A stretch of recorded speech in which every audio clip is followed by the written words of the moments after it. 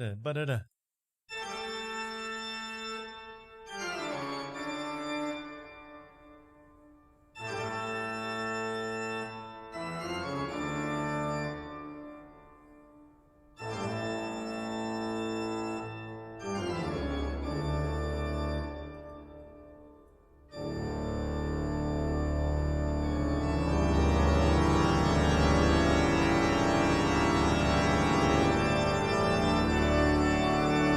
You're tuned into After Tonight. Now here's your host, DJ Tommy Afters. Wow, welcome to a big new edition of After Tonight. My name is Tommy Afters.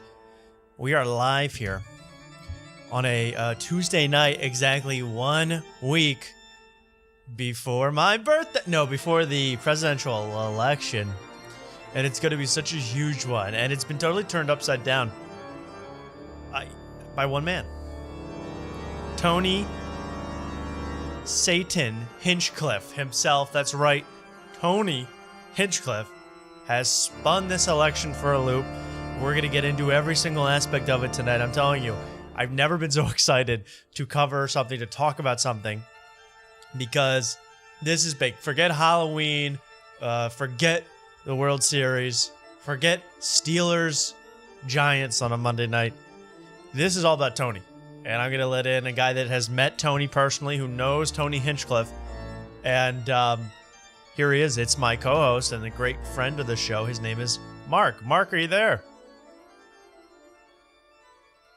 Mark, welcome to After Tonight. So great to hear you. Well, I can't hear you, but if I could, that would be a real treat. How are you doing tonight, Mark?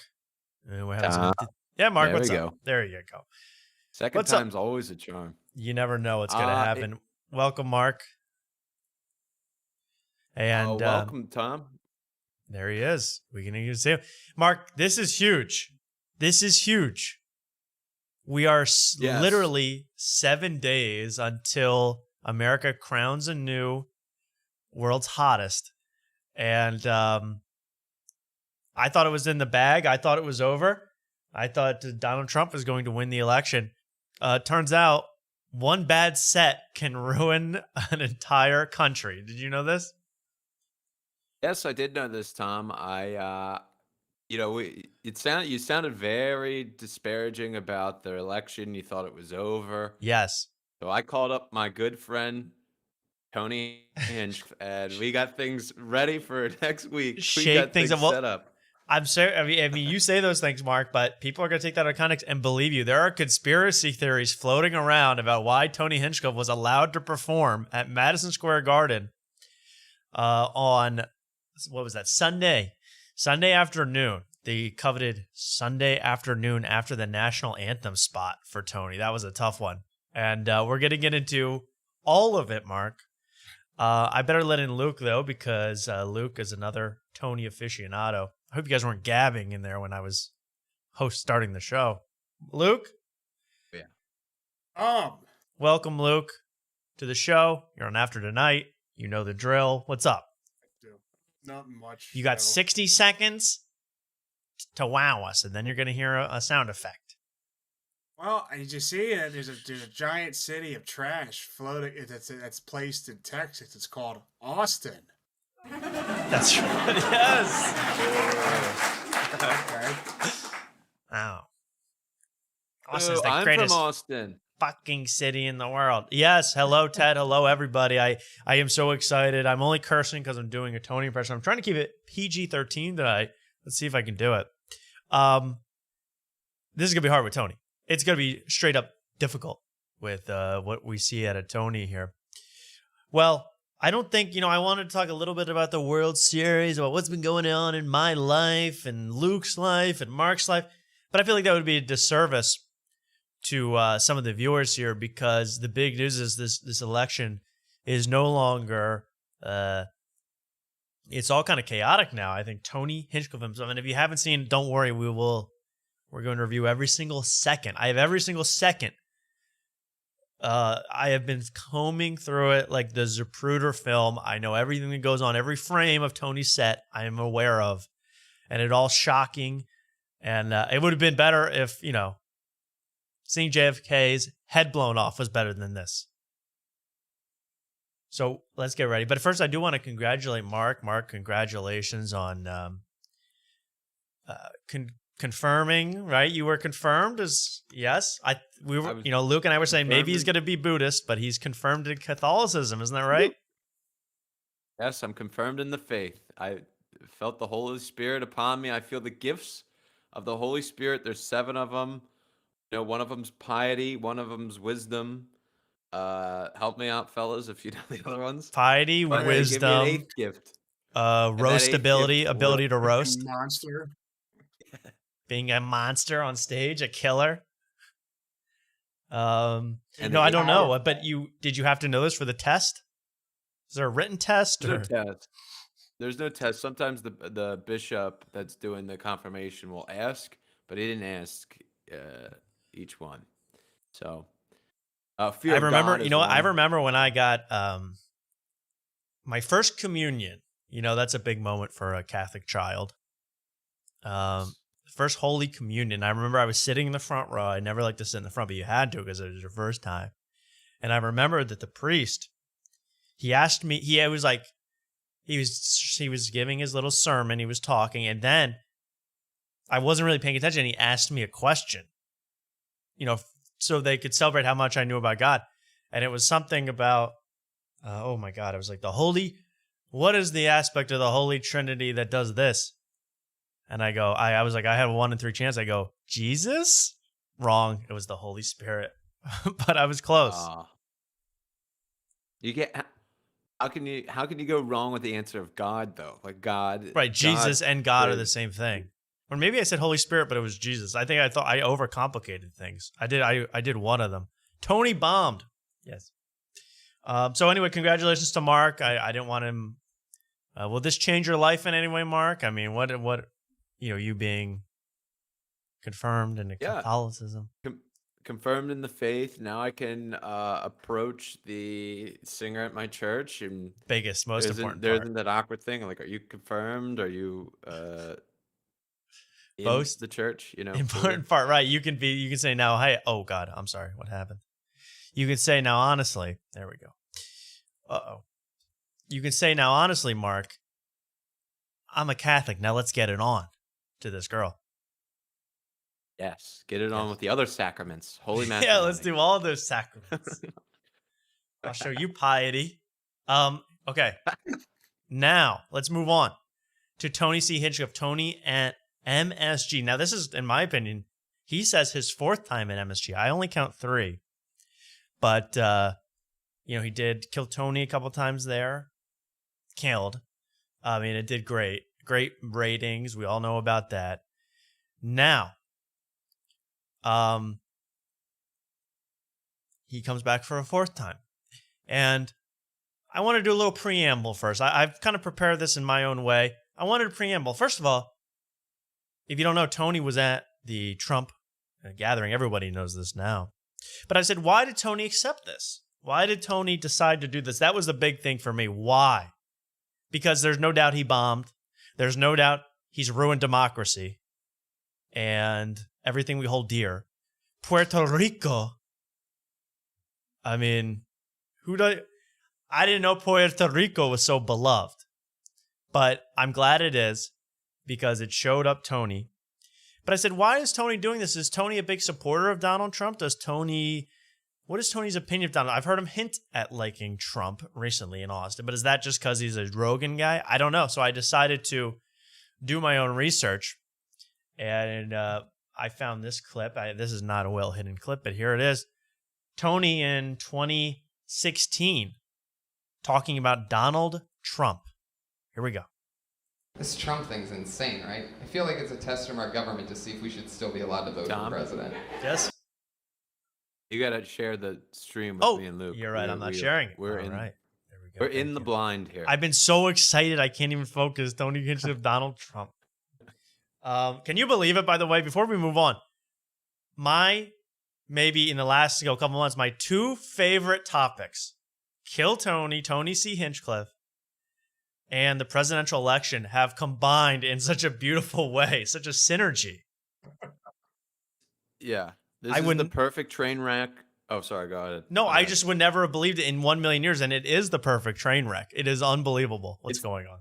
It's the perfect train wreck for after tonight. The only thing that would have made this weekend better is if in the back of one of Kamala Harris's rallies, it was it was Vitaly hitting a pumpkin over a Pred's head. That would I was gonna say that would have been the ultimate after tonight weekend. No, I wanted that to end like at the end. They're like, this 40-year-old man named Tony is trying to meet a 12-year-old boy on Vitaly stream. It's Tony Hinchcliffe, everybody. He gets caught twice in one day, taken down. Now that would have been the greatest thing to ever happen. He's But racist and a pedophile. and a pedo. Now that's 2 pumpkins to the head. But here we go. This is Tony talking about Donald Trump. He says, I want to see if this election is a test to see if we're even allowed to vote.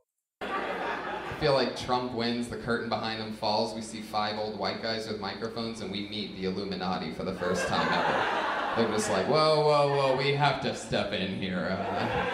We can't let you guys have President Trump and Vice President, who knows, the Undertaker, probably. All right, so there he goes, him saying, you'd have to be an idiot to want Trump to win, okay? So, and people saying Tony looks very gay here. Tony had not yet developed his vest style, which I guess thickens him up a little bit. I think he don't want to be such a twink, you know, Mark? Yeah. I know. I think the vests are a way to hide that very slim figure. Also, wasn't Colors the name of that like virtual reality comedy club? I don't even know. Oh, I don't know. I remember. What do you think? Is this AI? Is this AI Tony? He could be he's very AIable. Like you could make him. Oh, he is. Oh, 100%. Metaverse guy. There's got to be a Tony AI out there. Well, so there's a little clip. So Tony, obviously, a few years ago, not supporting Donald Trump, thinks it's stupid to even like Donald Trump. Now, we move on. We skip 8 years, guys. 8 years. And this was Tony just a week ago on the Duncan Trussell podcast. Who watched this? Tony Hinchcliffe on Duncan Trussell. Luke, did you catch this? You know, this is in my list of to-dos this whole week, but I seem to have missed the Duncan Trussell, Tony Hinchcliffe podcast episode. Now, I only got about 9 minutes in, but I got to what I think is the best part, and it shows why I think Tony did this overall and why he decided to do this event. Because really, when it comes to Tony at Madison Square Garden at the Trump rally, there are 2 things going on of why he did it. I don't know how much he got paid, so that's a mystery. Okay, but besides that, he's got plenty of money. We all know that, as he's going to kind of explain to you right now. But Tony did it because Tony's ego is gigantic. We've talked about this. I have a video. Tony Hinchcliffe's ego is out of control. 7,000 views, 45 likes. I mean, it's exploding. It's doing as well as Kamala on Club Shay. Okay. Not well. Okay, but his ego is massive. He thinks, and this clip will show this, he thinks that he can do no wrong and that he is the biggest thing in comedy.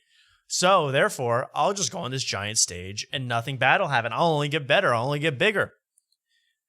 That is his downfall. And we're going to see a little bit of this hubris, a little bit of this overconfidence in this clip. He's talking about his recent success. Tony has never not looked gay. Kill Tony is the best comedy show right now. Great insult comic. Well, we're trying to insult comic the insult comic. Don't know why you listen to him about politics? That's the other thing. Why is Tony throwing his hat in the ring here? In my opinion, is to get his plan, which hilariously backfired, was to get millions of boomer MAGA fans. You know, he goes out there, he tells some funny jokes, they laugh it up, they eat it up, anti-lib stuff. But he didn't do it right. And now he's suffering the consequences where even MAGA people hate this guy. He was trying to get booked in over-the-wall comedy with Cisco, I think. I think so. Yeah, absolutely. And here we go. Here's Tony talking about his recent successes just a couple days before the Madison Square Garden thing. came from nothing. So when fucked Pfizer offers, no, I'm kidding. Another interesting thing, since Here we you go. brought it up, a real fun fact is the roast of Tom Brady was the most watched program in Netflix's entire history. Holy shit. Ever. Watched over 1.5 billion minutes. Jesus Christ. Which takes like 13 years to watch 1.5. So in my opinion, right now, he's taking, and he's going to compare it to his Shane Gillis, Adam Ray podcast. He's taking credit, Mark, for the success of the roast of Tom Brady. Yeah. He's taking success of the 6 Super Bowl rings. That's half the draw to that. Yes. How many people tuned in because, I know Tony's about to stand up next to Dana White in about 3 hours from now after this starts. Is he crazy? He's out of his mind. His ego. He thinks that people are watching the Tom Brady roast to see Tony make a joke with the Liver King, the Burger King, my King, Kingly. Isn't that crazy? That to me is crazy. And he's going to say, hey, the other one, the Adam Ray, Shane Gillis, that did even bigger numbers, which I don't believe for 1 second that beat what was on Netflix with Tom Brady. But need I say Billion minutes. Wow. The episode of Kill Tony with Shane Gillis as now he's Donald allowed to Trump take and credit Adam for Ray this. as Joe Biden Hilarious. beat that 1.5 billion minutes watched to 2.5 billion minutes watched. Wow. And isn't this amazing that he's about to get 5 billion people are about to watch him bomb over the course of the next week? I mean, this is that's what's beautiful about this country. I mean, this is what's Why beautiful. does he break it down by? He's breaking it down by minutes because it makes it look way more impressive. I think. Right. Why not just do milliseconds at this point? Right. 85.6 trillion milliseconds. Right. Enough minutes to stretch to the sun and back. I don't know how, but we will do it. I'm Tony. I mean, what is he up to? And no, so he's taking credit for billions of minutes. I mean, he's now at the point where he thinks he's taking over people's lives for billions of minutes. So it's no wonder that when I'm guessing, and no one has this theory yet, that when friend of Tony, Dana White, I believe Dana White, who also spoke at Madison Square Garden, asked Tony, hey, they need a comedian. They want a comedian. They want something different for the show to vary it up. You know, they had singers, Hulk Hogan. They had all these type of people. Tony, will you do it? I think Tony did not even hesitate. Mark, he didn't even hesitate.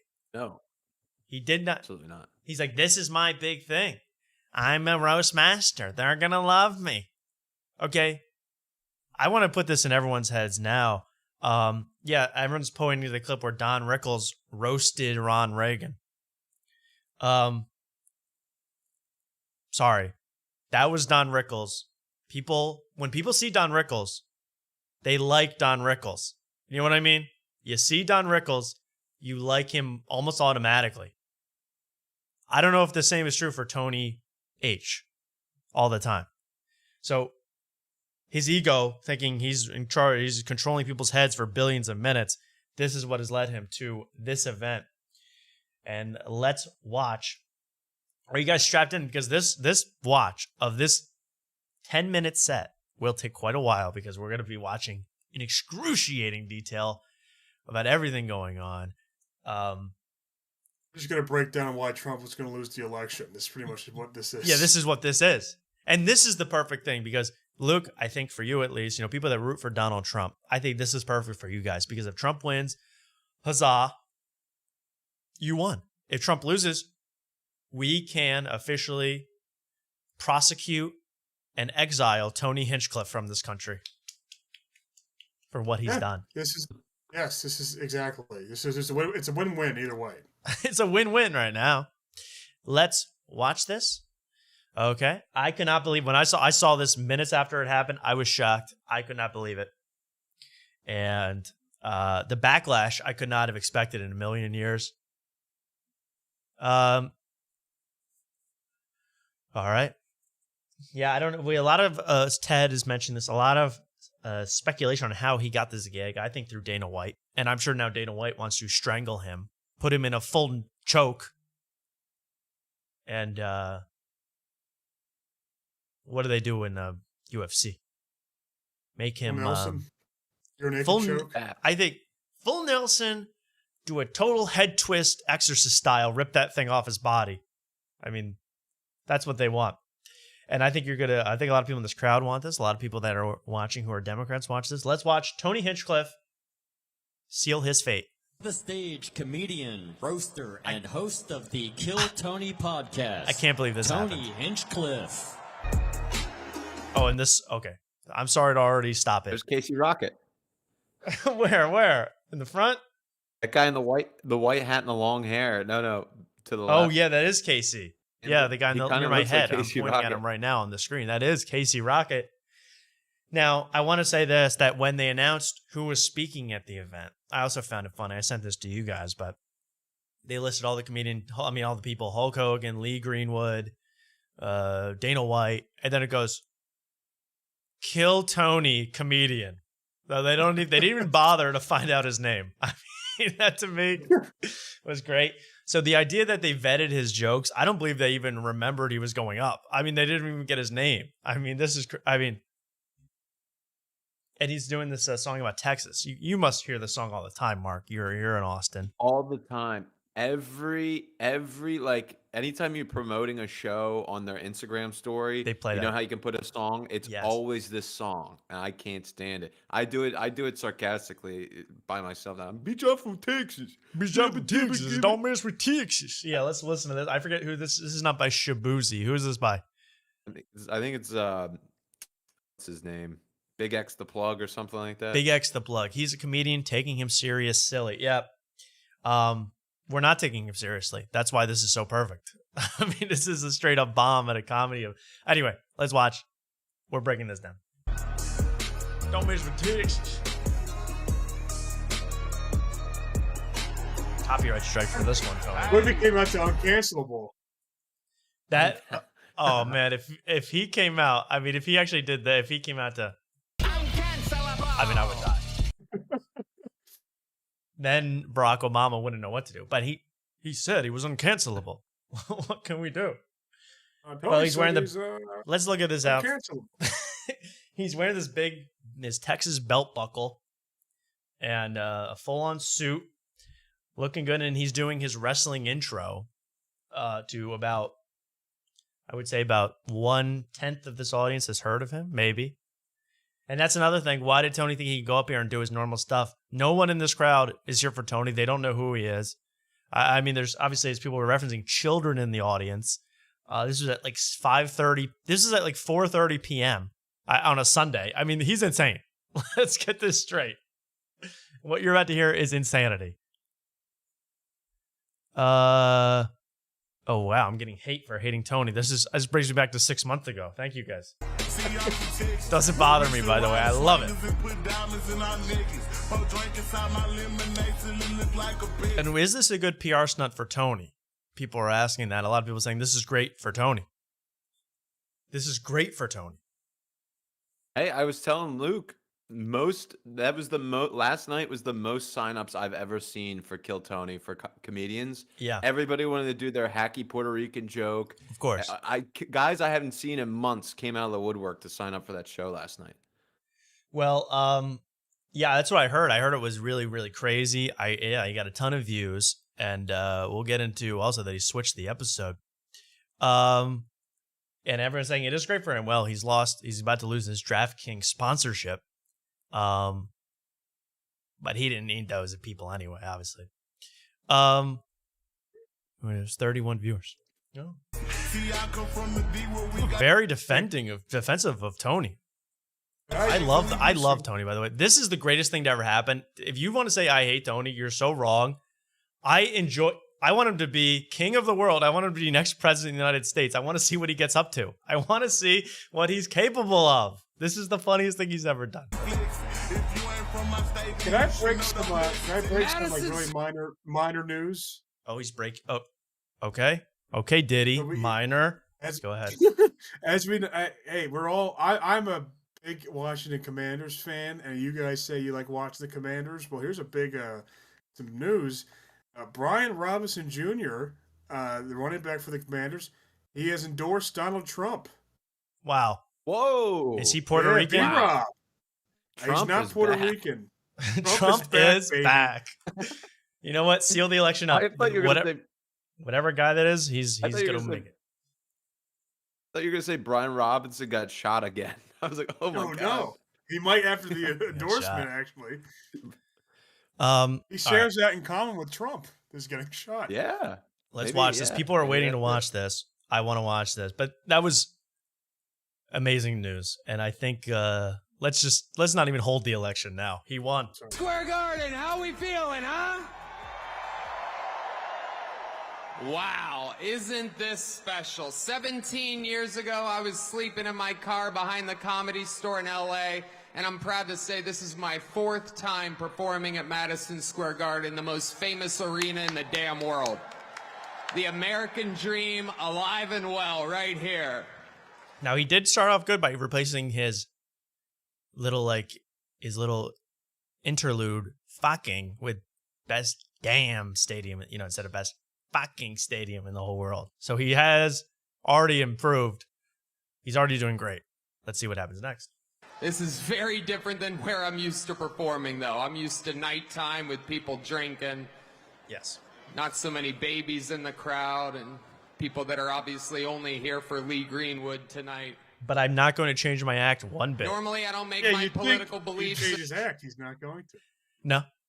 And that's what makes Tony Isn't Tony. it Lee Greenwald?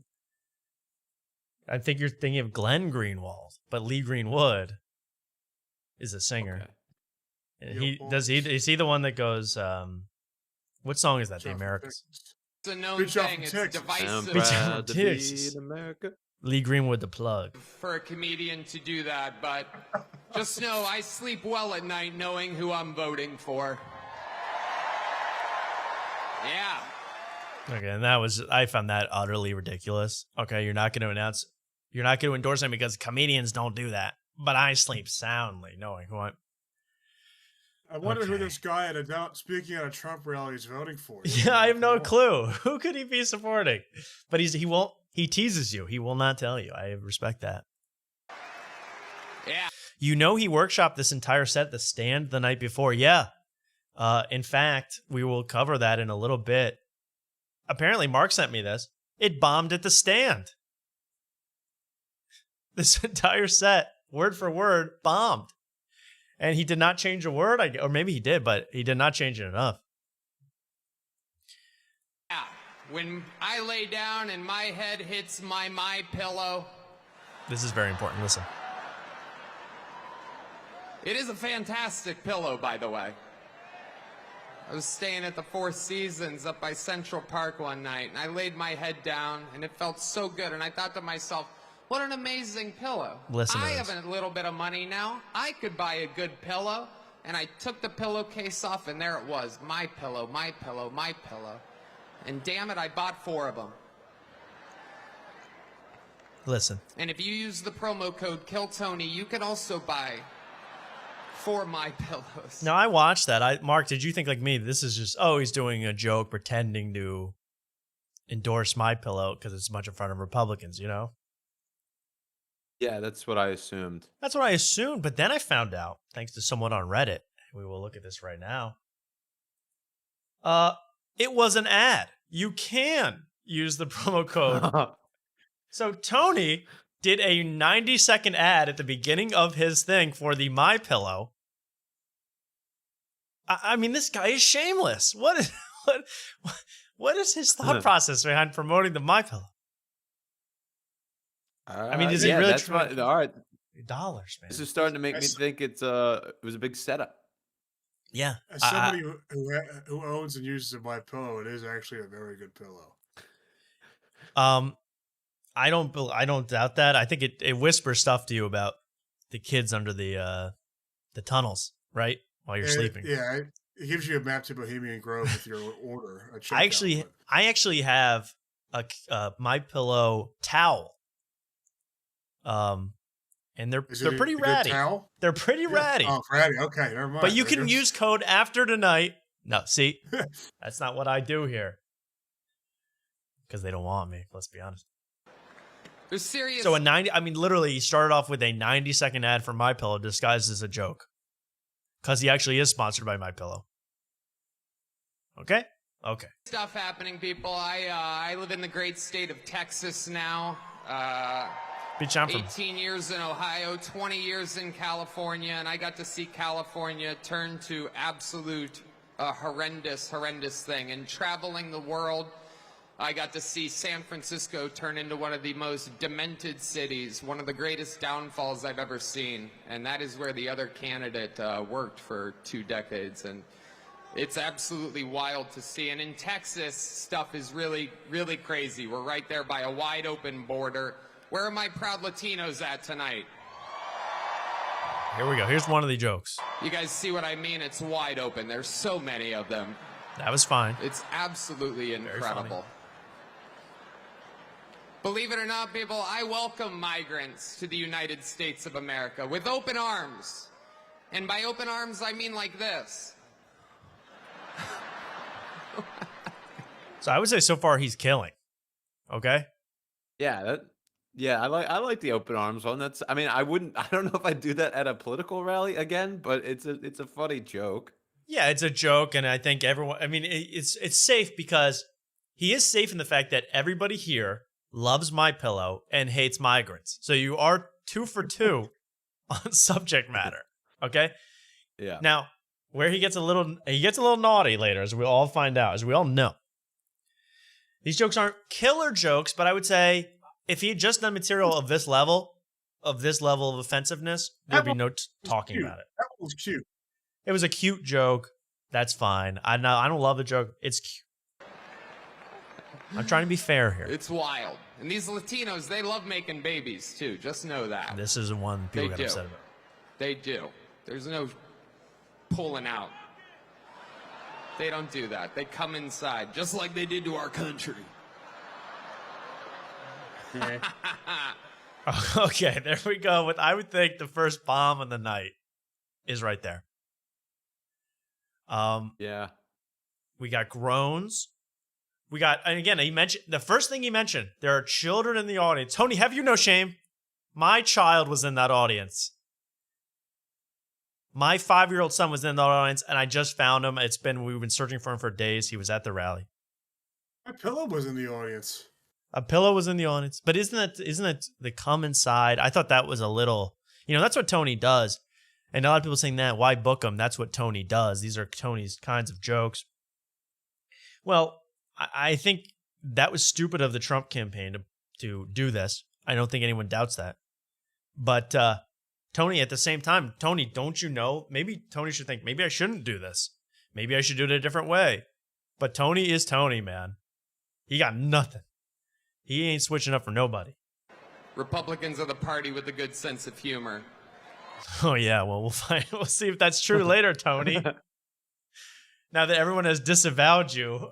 I mean, this is unbelievable. I love this. Mark, your thoughts on the come inside joke. Would you have told that at such a rally? No.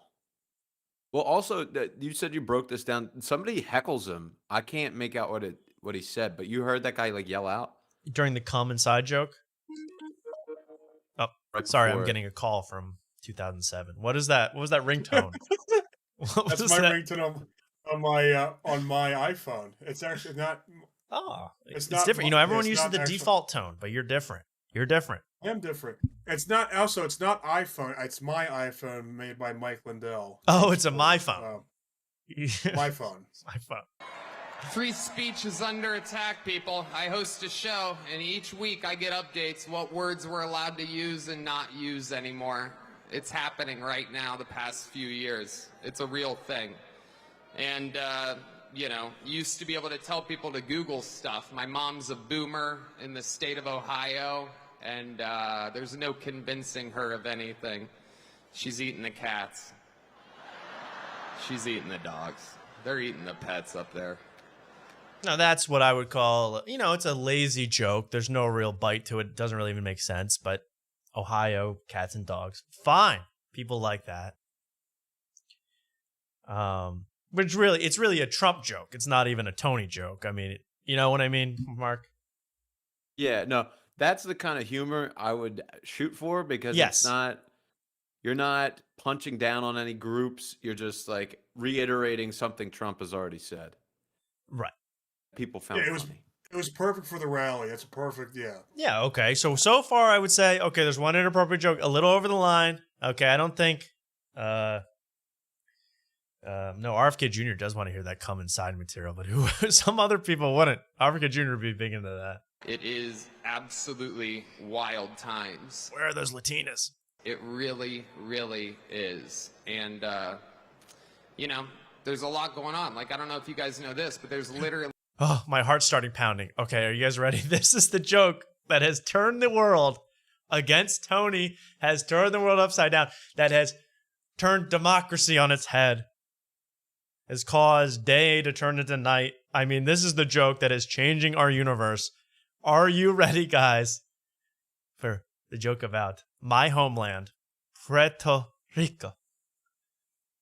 And yes, I am code switching tonight. I will be Puerto Rican tonight, so I can be outraged.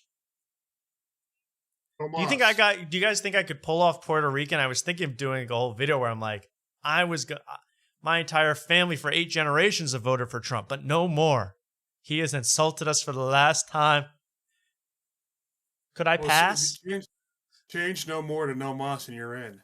No mas. I want to say, I see what I say. I want to say, when it comes to Tony Hinchcliffe, man, no me gusta. Ay, ay, ay. Ay, caramba. Ay, caramba, no me gusta. And, here we go. But here's the joke I'm outraged by. I think we all should be outraged by. And by outraged, I mean pretend to be outraged to get Tony in trouble. Wild times. It really, really is. And, there's a lot going on. Like, I don't know if you guys know this, but there's literally a floating island of garbage in the middle of the ocean right now. Yeah. I think it's called Puerto Rico. Okay. All right. Okay. So that got groans and boos from what I heard. No, maybe one chick laughing in the back. So this could actually benefit Trump's fan base in view of the media because they groaned at that joke. Yes, I would say that is. I was thinking the same thing, Mark. Luke. That is exactly what I took away from it, which is that the Trump people, no one ever barely laughed at that joke because I'm going to break down why this joke offended so many and why it has become the crux. Well, first of all, I didn't really even understand. I kind of knew that Puerto Rico was part of America, right? It's some kind of province, some territory, some kind of island of garbage over there that we take care of. Okay? It's a nice place, by the way. I vacation there all the time. I'm there right now behind a green screen. I'm on the beach in Puerto Rico, and there's a green screen behind me. I mean, this is what's going on. I love this country. Puerto Rico is the shining star of the Caribbean. It really is. So here's the problem with this joke and why it offended so many. I've thought about this for many hours. First of all, the joke is very, very basic, very hack. There's no real depth to it. I mean, I've heard the same joke about England. I've heard the same joke about Australia. I mean, you know what I mean? A floating pile of garbage. It's New York City. There's a million ways that I've heard that before. I know it. Okay, so that's the first thing. Not a very clever joke. Number 2, just look at the guy. I mean, are you really going to be on his side? I mean, people honestly were against Tony if they don't know him. He's not like, who would I say? John Mulaney, a guy that's instantly likable. You know what I mean? It's a little harder to get into Tony. Mark, would you agree? No Diddy. Yeah, the thing, like you're saying the Don Rickles thing, like Don Rickles back then was like a household name. Tony's not a household name. Exactly. You make another great point. Yeah, when Rickles went on Reagan, he had already been on Carson 150 times. Frank Sinatra, all the roasts, everybody knew this guy, and everybody knew exactly what he was going to do. Meanwhile, Tony comes up. I mean, really, if they didn't say comedian and this guy walked up, would you be like, oh, he's going to make us laugh? You would think, no, he's going to, well, right there, he looks quite scary, actually, in that frame. I don't know. He looks He looks like he's going to tell you about the emergency procedures in case there's a fire. I mean, this is what he looks like in this frame. So yeah, Don Rickles is a short guy, bald guy running around the stage. Thirdly, and this is what Tony messed up. And Tony, first of all, I don't think Tony knew that Puerto Rico was part of the United States. He thought it was like a foreign country, meaning it was safe to make fun of. I really believe that. I really believe that. Because why else would he do it? He's very stupid either way. If he made the joke knowing it was a U.S. Territory that had U.S. citizens, I mean, he knows there's Puerto Ricans in America, but that he's dumb. And if he did know that and still told the joke, then it's even dumber. You're subscribing. Thank you so much. We've converted. Josh Crunk, I love Tony. Me too. I really do love Tony, and that's why I'm watching this. And the third reason that this joke did not work is because, unfortunately, Puerto Rico does kind of suck. It's not like, it's not a place, it's very impoverished. There probably is quite amount of garbage. Right, Mark? I mean, you would agree. Never been to Puerto Rico. Maybe that's why, Yeah, I mean, I know people that have went there, and again, they had to be, they didn't just go to a resort. They hung out in the towns. They went into bars. They said every night, there's someone in there trying to scam them, trying to put the girls in a taxi and put the guys outside and take their, it's crazy. It's a crime-ridden place. It's not nice. And I wish it were better. I want it to be better. But do you know what I mean? So he is punching, I don't like to use this phrase, but he is punching down because it is a real place where people are from that's not very nice. If he said, it's not even, the joke wouldn't work, but if he had said England or if he said New York City, those are places that people you'll know aren't really garbage towns. You know what I mean? Yeah, that there's not enough familiarity with it. It's just like, oh, but it is part of the U.S. So it's like, yeah, it's like, well, we should want it to be nice, and it really is not nice, and we kind of feel bad that it's so crappy. And even the Puerto Ricans have intense pride. Anyway, the joke was not well thought out. And they had a lesbian Pilates teacher up here, someone says. No, well, she's very butch, very well dressed. Let's hear that joke again because I want to hear the reaction. And I'm glad you guys are all tuning in and starting to understand why this is so important. Okay, all right. One more time. Literally a floating island of garbage in the middle of the ocean right now. Yeah, I think it's called Puerto Rico. Okay, all right. Okay, we're getting there. Now, again, normally I don't follow the national anthem, everybody. This isn't exactly. So that's an admission that he bombed. The joke bombed. Yes. I haven't seen this part. I haven't seen the whole thing. I just seen the clip where good. they cut it. They honestly cut it right after he gets out the Puerto Rico line, where they don't even let you decide if it bombed. They don't even let the boos happen because they want you to think that the Trump crowd loved it. That's why it's clipped that way. Yeah. You're right. It's clipped right at the Puerto Rico cut. And then he immediately knows he bombed. And does, well, I don't usually follow the national anthem in Lee Greenwood at 4:00 in the afternoon with a bunch of kids. Well, then why'd you take the gig, Tony? And why are you doing Puerto Rico's garbage shithole jokes? I mean, let's think it through. I mean, they just sang about the Purple Mountain's majesty and how great this place is. And now he's like, it's a big shithole down in that island that we own. Smart, Tony. Also, did you know, like on one of the episodes recently on Kill Tony, he didn't know what the bean was in Chicago? Yes, yeah, I remember that. Which if you go to Chicago, I feel like you have to know what the bean is. And he admits that he went to Chicago but doesn't know what the bean is. It's like, yeah, I don't know how intelligent he actually is. I don't know how intelligent he is. And the fact that I think you're right. That's even more proof. He probably didn't know Puerto Rico. He probably like, well, it's just a shitty island out there, so everyone will laugh. He did not think it through. And I'm pretty sure, he had Hans Kim proofreading this set. I mean, this is what's going on. I mean, how much success are we going to have? A perfect comedy setup. There's some people here. All right, very good. No, I have other policies. Now, there's so many jokes that are crazy. That I think it should be implemented as well. Like me personally, I think football should be all year round. Yeah. So many great athletes. I don't know about you guys, but I think that Travis Kelce might be the next O.J. Simpson.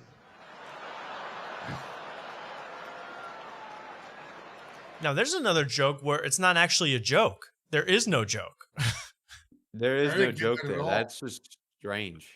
That is a Hey, strange... he's on my fantasy team, Tony, you asshole. Tony... Oh, that's just sorry for you, Mark. I'm sorry to you. But bad He had year. a good game yesterday. 2 days. Oh, okay. Well, here's the thing. That was not a joke. Let's get over that now. You just wanted to mention Travis Kelce. Taylor Swift, Travis Kelce. That's not a joke, though, Tony. I'm on to you, man.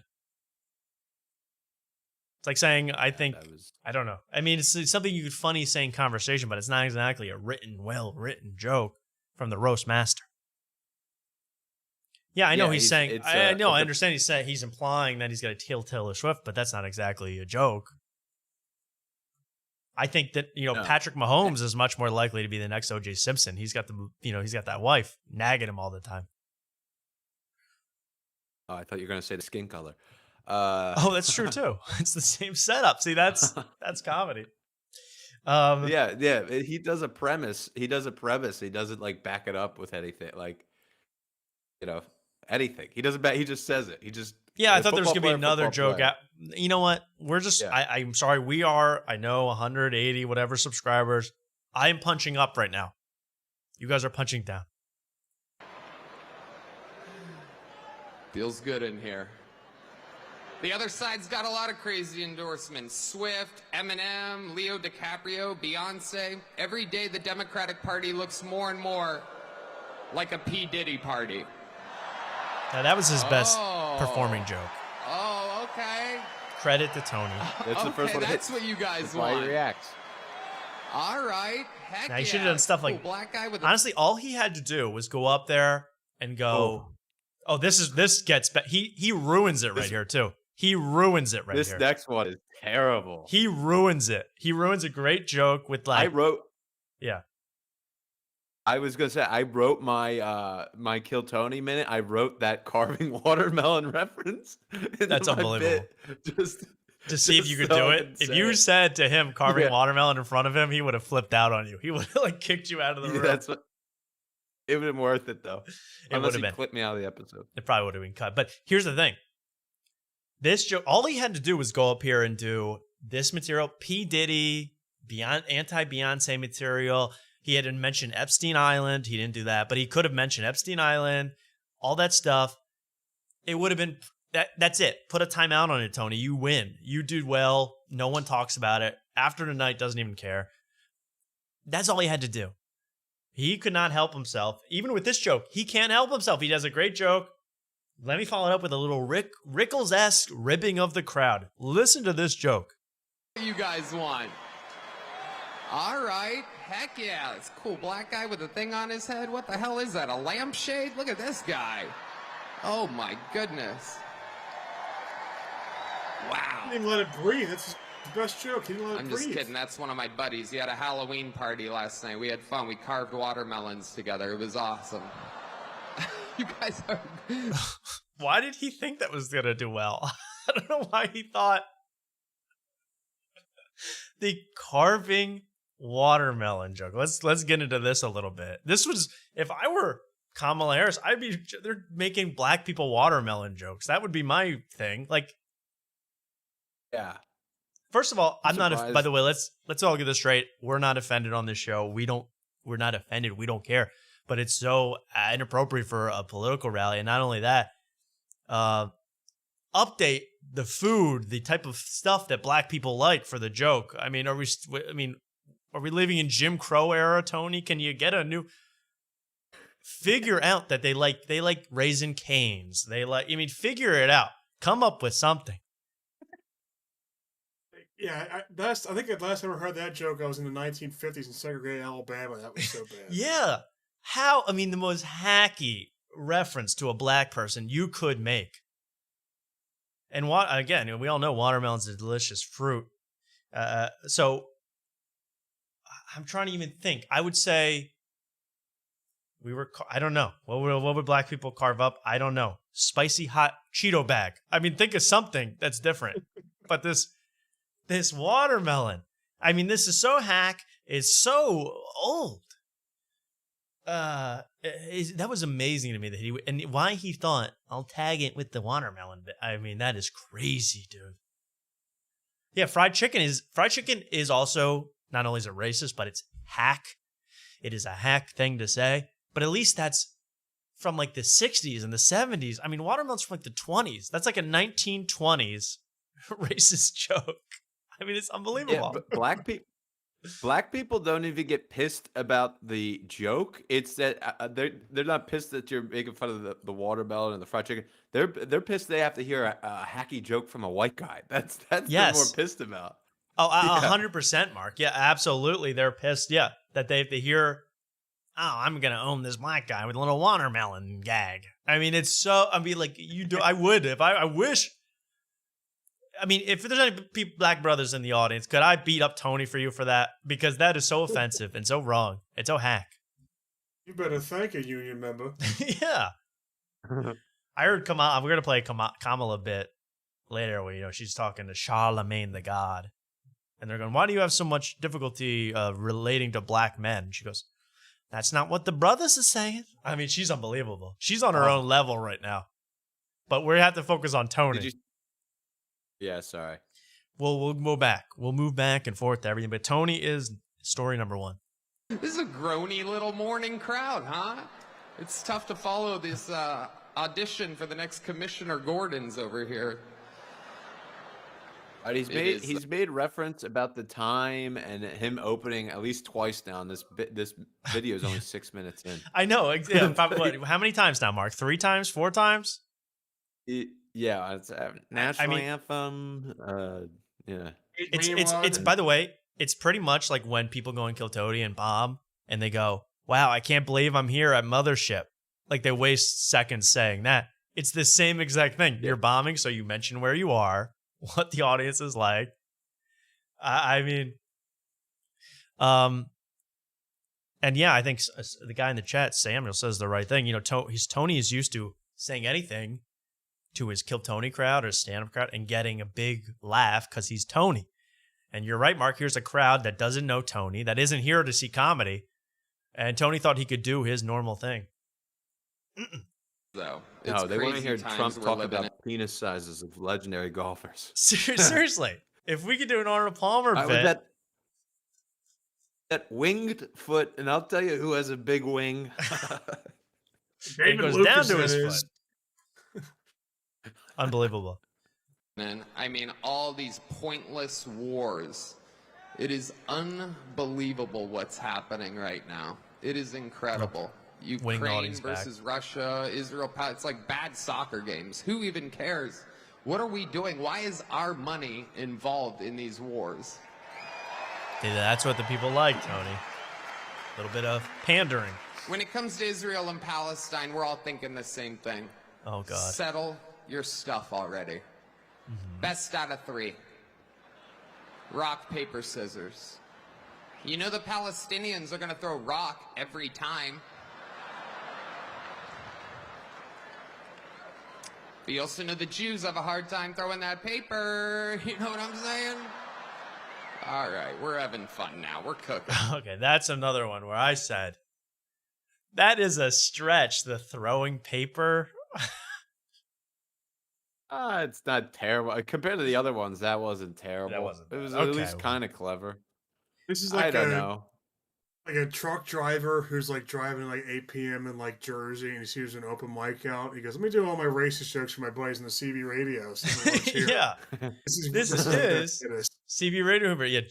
I mean, really, he is trying to be Don Rickles. I mean, he even retweeted the clip of Don Rickles at Reagan after this because he is so convinced that he and Rickles are the same guy because he's thinking, he did black Jew jokes, all that stuff.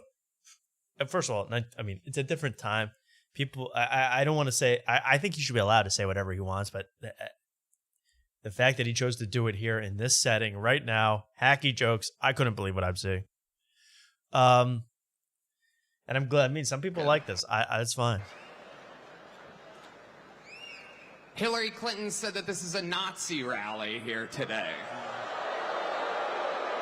Yep. Did you hear my fucking jokes? We're actually, yeah.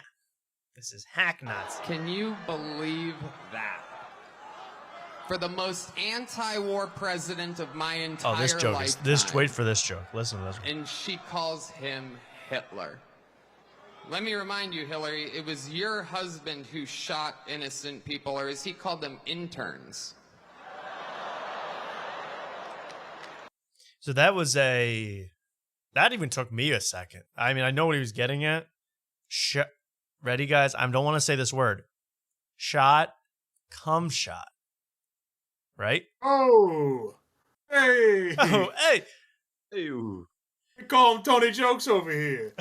So these are, I mean, honestly. Hey, that's my sister's dress you're talking about. Oh.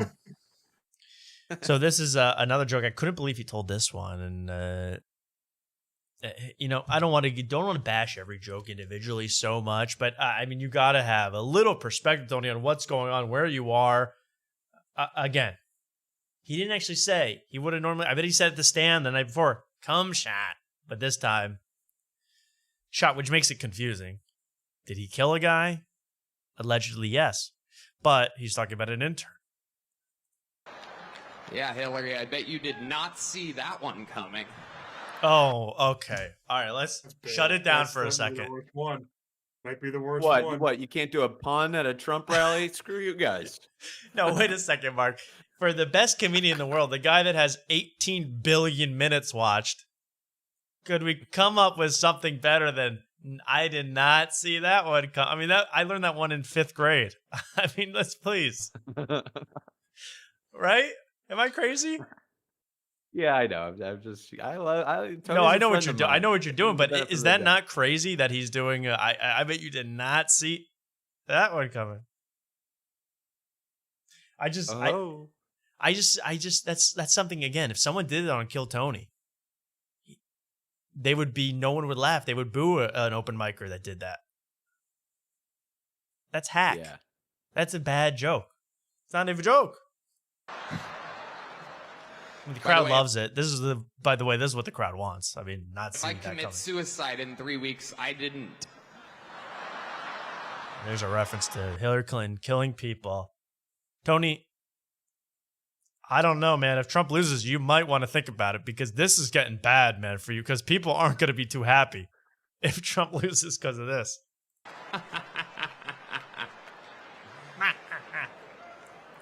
I mean, it's just obvious to me who the right candidate is. There's a guy out here dodging bullets. It is. Oh, this one really pissed me off. Unbelievable, right? Keep it going, Tony. Give them what they want, Tony. He took it right in the ear. Unbelievable. I thought about this. I don't know if you have. Coolest place to get shot. Like, if you're gonna get shot anywhere on your body, that's where you want it. Right there. Technically, he got shot in the head, depending on if you're a Democrat or a Republican. Right? If you're a Democrat, his ear was grazed. If you're a Republican, he survived a headshot. This is all fine. It is. It's the Nothing best wrong with this, Tony. place to get shot. It's the only part of the human body will drive a piercing through like a little girl's ear for no reason. Right? There's just it heals fast. Nobody cares. Don't know what he's talking about here. It's the best place to get shot. He went down, saw blood on his hands. I'd imagine he thought right then, I think I just won this shit. This is all pandering. These aren't really jokes. These are pandering. Okay. That's fine. Do people really believe a comedian will swing an election? No, but it's fun to pretend. That's the hint for this. Okay. It's fun to pretend, but you know what? It caused more stress than I thought. In fact, when I heard that Tony was going to be at MSG for the Trump rally, I texted Mark and Luke, these two fellows with me, and I said, Tony at MSG might be the only thing that could lose Trump the election. I didn't know how right I was. Huh. I mean, it really almost did sink that ship. he's such a complete fucking animal that you didn't think that would be possible, him having a bad set. No, I didn't think a hungry fucking wolf could possibly screw it up, but he was a little too hungry here, I think. Just a bit too hungry. Bit off more than he could chew, folks. Exactly. Now, I have so much aftermath stuff about this, but I want to get through all of this so we have the full context, because Tony very concerned about the context of these jokes. Stands up and says the most American words I've ever heard in my life. No. Before that, there was one more. Let me get my shoes. This part's all fine. Fearless. American thing. Perhaps still with an active shooter. Americans He's have talking shoes? like a guy that just had No, the best but- one-night stand of his life. Right? Like, where's my shoes at? I gotta get the hell out of here. He's definitely not Japanese, though. They're very into taking them off at the door. Let me get my shoes. And then the fight. What he did was so cool that Biden got COVID. This joke really makes Oh, me yeah. mad. Listen. Go back. Look at the timeline of everything again. Listen. 3 days after that. That means that Biden, he didn't get that from hanging out with sick people. He was in a sterile room in the White House, watching blood running down Trump's face as he pumps his fist. Biden's like, oh, fuck. Oh, God, no. I don't even really get the premise of this one. Biden got sick because he saw Trump being cool. Okay. It's true. Not the part I hate, though. Trump survived an assassination attempt, and Biden got COVID. We vote next week. God voted 3 months ago. Okay, that line was almost too cringe for people to clap. Okay? I'm going to be honest. You get that from Pennsylvania Republicans comedy group or something like that? What the Seriously, that's like a boomer. And by the way, he's Yeah, we going to actually wrote that one for Tony. He was, we thought it was pretty clever. hell? Well, he ran that set at the Dirty Show at Soldiers. He freaking killed. We don't know what happened. What went wrong, Crumbs? How did he lose it? But You should have had Ryan Foster up there. oh my God, he would have killed, man. No joke. But a Would've little been Philly funny. inside comedy for you guys. But here's the thing. That joke, he's going to tell that joke, which is, we vote, Trump got shot and lived, and Biden got COVID. We vote next week. God voted 3 months ago. So, first of all, and he's going to say that and say, I'm not going to tell you who I'm voting for, but he believes God is voting for Donald Trump. And is he saying that everyone that gets COVID, God made them get COVID so they would die and lose? He's like, if you got COVID, God hates you. This is the same guy that made fun of me talking about giving up giving up something for Lent. And now he's going God on the national stage. That's a great point, Mark. If you don't know, my friend, my co-host here, Mark Wellborn, was on Kill Tony, the Joe Rogan Tucker Carlson episode. And he says that you gave up porn for Lent, a very good bit. I find that very funny. And then Tony spends 30 minutes doing the fake God voice, making fun of that idea of God talking to you. No, I didn't say I gave up porn. I said I gave up sweets because I used to give up porn, and then I realized I couldn't do that. Anyways. No, that's true. I couldn't get the laugh track in time, but yes, exactly. Okay. Exactly what Mark said. But the point is that he did a whole bit, Mark, where he was like, don't watch porn. He was pretending to talk to God in a mocking way. Now, all of a sudden, he's in front of a bunch of Christians. He's going, God votes for Trump. We love him. I mean, it's insane. Yeah.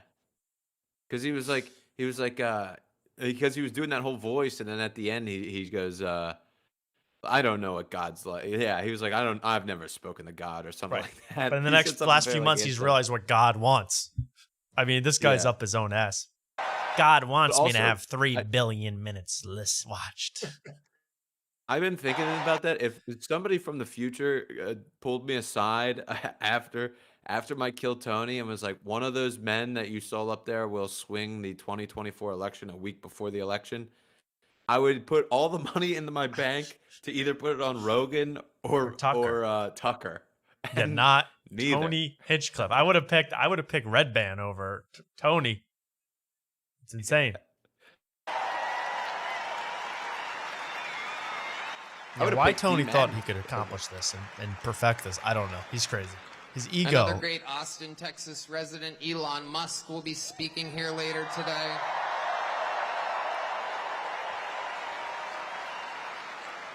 Imagine you see Tony Hinchcliffe bomb. You have to watch 10 minutes of that. And then you're like, okay, well, the guy we came for, Trump, he's not for another 4 hours. He's not showing up. Oh, my God. I would lose it. They are very Unbelievable. They're loyal, man. The fact that those people stuck in that arena all night, that's loyalty. Genius. You guys saw him shoot that rocket into outer space, the largest aircraft ever, fires it off into space, and then parallel parks it back to planet I don't know if there's Earth. much more. We'll watch the rest, though. Meanwhile, Kamala supporters can't parallel park their Toyota Priuses properly. Sorry, I listen to Elon Musk. I follow his lead. The world's smartest, richest man has my attention. That's Except what Tony for values, when it comes man. to stock trading. Yeah. I don't think Elon Musk lives in Austin. That's the other thing. No. And he's not the world's His plant richest is in man, Austin. but that's okay. This is called pandering, Mark. You got to learn about it if you're going to be a politician. Sorry. I live right next to him. We hang out all the time. And then I listen to Nancy Pelosi. There you go. But censorship is amongst us, people. It's a very, very, very big deal. And I'm just here to say that you guys are for the right candidate. Tell your friends. Let's close it out. And let's make speech free again. Make America healthy again. Let's beat the team from California. The team from New York should beat the team from California, not only in this election, but in the World Series of Baseball, America's sport. Well, not Ooh, only did that didn't age Tony well. curse Donald Trump to lose, but now he's got the Dodgers about to sweep the Yankees. Nice job, Tony. Good job, Tony. Good job, asshole. I mean, everything he touched is toasted poison. What is he, crazy? I wonder how many Puerto Ricans are on the Yankees right now. There you go. That they probably just put down their bats. They said, "I won't play as long as that monster talks in the same city." So there we go. That was Tony at Madison Square Garden, his full thing. And again, for a guy that is not picking a candidate, as he said, sure seemed like he was telling you what candidate to vote for and why he wants him and how great he is and how amazing. Anyway, but I want to get to the reactions because the reactions were 100 times bigger than I thought they could be after I saw this. When I saw it, I said, wow, that was really stupid of Tony. They didn't like it. I thought he bombed. I did not expect the reaction that it got. And let's start off with Tony's own reaction to the reaction. I think this is very important. Yeah, and again, yeah, you were correct in the chat. Not smart to pick sides. I mean, Tony was already glazing, as the kids say, glazing Trump, for months and months and months. But I don't know. I've seen a lot of people online, at least, upset that were Tony fans. That he is so, it's different from when you just say, I think Trump's funny, whatever. Whenever you talk about him on stage at Kill Tony, versus you doing a political rally for him. And however many boomer MAGA fans he gains, which is not many right now, by the way, because they actually think he's a plant or think he's bad. However many boomer MAGA fans he gets, I don't think it really is equal to some of the little damage he did to his own reputation here. I really think that. I really think Tony did a little damage to his reputation here that will not go away. I mean, now he is known as a Trump guy, as a Trump comedian. I mean, as other people say, hey, there's the next Jim Brewer, there's the next Roseanne. You know what I mean? And I don't know if it was the smartest pivot for Tony. No, he just wants clicks. I mean, he's being a grifter. Yeah, he wants, I mean, literally, this is what Tony thinks. More minutes watched equals good. I mean, he doesn't go beyond that. I mean, we saw that earlier. He thinks, well, the Trump rally's huge, 30,000 people, millions watching. I'm going to kill. I mean, he doesn't think beyond that, which is that there's not everything is going to go like you want. The lady that got busted for going to January 6th because of his show. I do remember that. Tony's Michael Richards moment. Yeah, well, first of all, let's watch this because this is Tim Walz. For some reason, Tim Walz and AOC just happen to be streaming on Twitch. I mean, this is how wacky we've gotten in this country. Streaming on Twitch at the same time that Tony was performing. And we had a live react. I wish this could be me and Mark. I mean, Mark could be the sexy Latina, and I could be Tim Walz reacting live. I'll be Kamala. Yeah, exactly. Mark would be Kamala. Wild times. It really, really. So listen, this is they're going to react to Tony's Puerto Rico. There's a lot going on. Like, I don't know if you guys know this, but there's literally a floating island of garbage in the middle of the ocean right now. Yeah. I think it's called Puerto Rico. Okay. All right. Okay. We're getting there. No. Even the camera cuts away from Tony to a two shot. So second. Who is that jackwad? Who is that guy? Actually, okay, Tim Walz, ladies and gentlemen. Who is? I like Tim Walz. I didn't know I liked Tim Walz till now. I know. If you call Tony a jackwad, I love that. And then she knows Kill. Apparently, she goes to Kill Tony shows. Have you ever seen her, Mark? Apparently, that's what she said. I've been to Kill Tony shows. No, I saw on the Kill Tony Reddit that she's gone to the MSG one. Oh, that's what she went to. Okay. She's a big William Montgomery fan, AOC. I think so. Yeah, she loves not Hans Kim. Kim Patterson. Kim Patterson. I think that's Tony. He probably does love Kim Patterson. Hinchcliffe, which is super disappointing. I mean, you I don't. white He's a bitch. comedian. Actually, I think that's Tony Hinchcliffe, which is super disappointing. No, it's actually the greatest thing to ever happen, AOC. So no, it's very on brand for Tony, I think, AOC. Yeah, I know. It's exactly what's not disappointing at all. I mean, I can't even imagine what he said at those MSG shows that she was at because it's the same exact stuff. Why are they playing Madden? Because this is what's, don't you guys understand? This is what's going to attract us male voters. I loved watching AOC run the 4-3 defense. I mean, it was beautiful. Oh, who are they playing as? I'm guessing Tim Walz is the Vikings. He's got to be the Vikings. I don't know, but did you see that tweet where Tim Walz was like, we set up the pick six defense and she set up the shuttlecock offense? I mean, he had no idea what he was talking about. He said pick six defense. And he was a football coach? I'm sorry, Tim. I don't believe it, man. I agree with you about the jackwad stuff, but I don't agree with you about your Madden tactics. I mean, I don't. He's a comedian. I don't follow this Trump, like this crew issue very with Puerto closely, Rico but... again.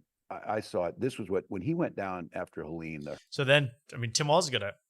What is it? What does he do? Tim Walz is a politician. He capitalizes on this moment and then instantly says, "Well, Trump doesn't even care about Puerto Rico," and that was the message. Thanks to Tony. And here's Tony's response. I will read it, as I won't do a voice.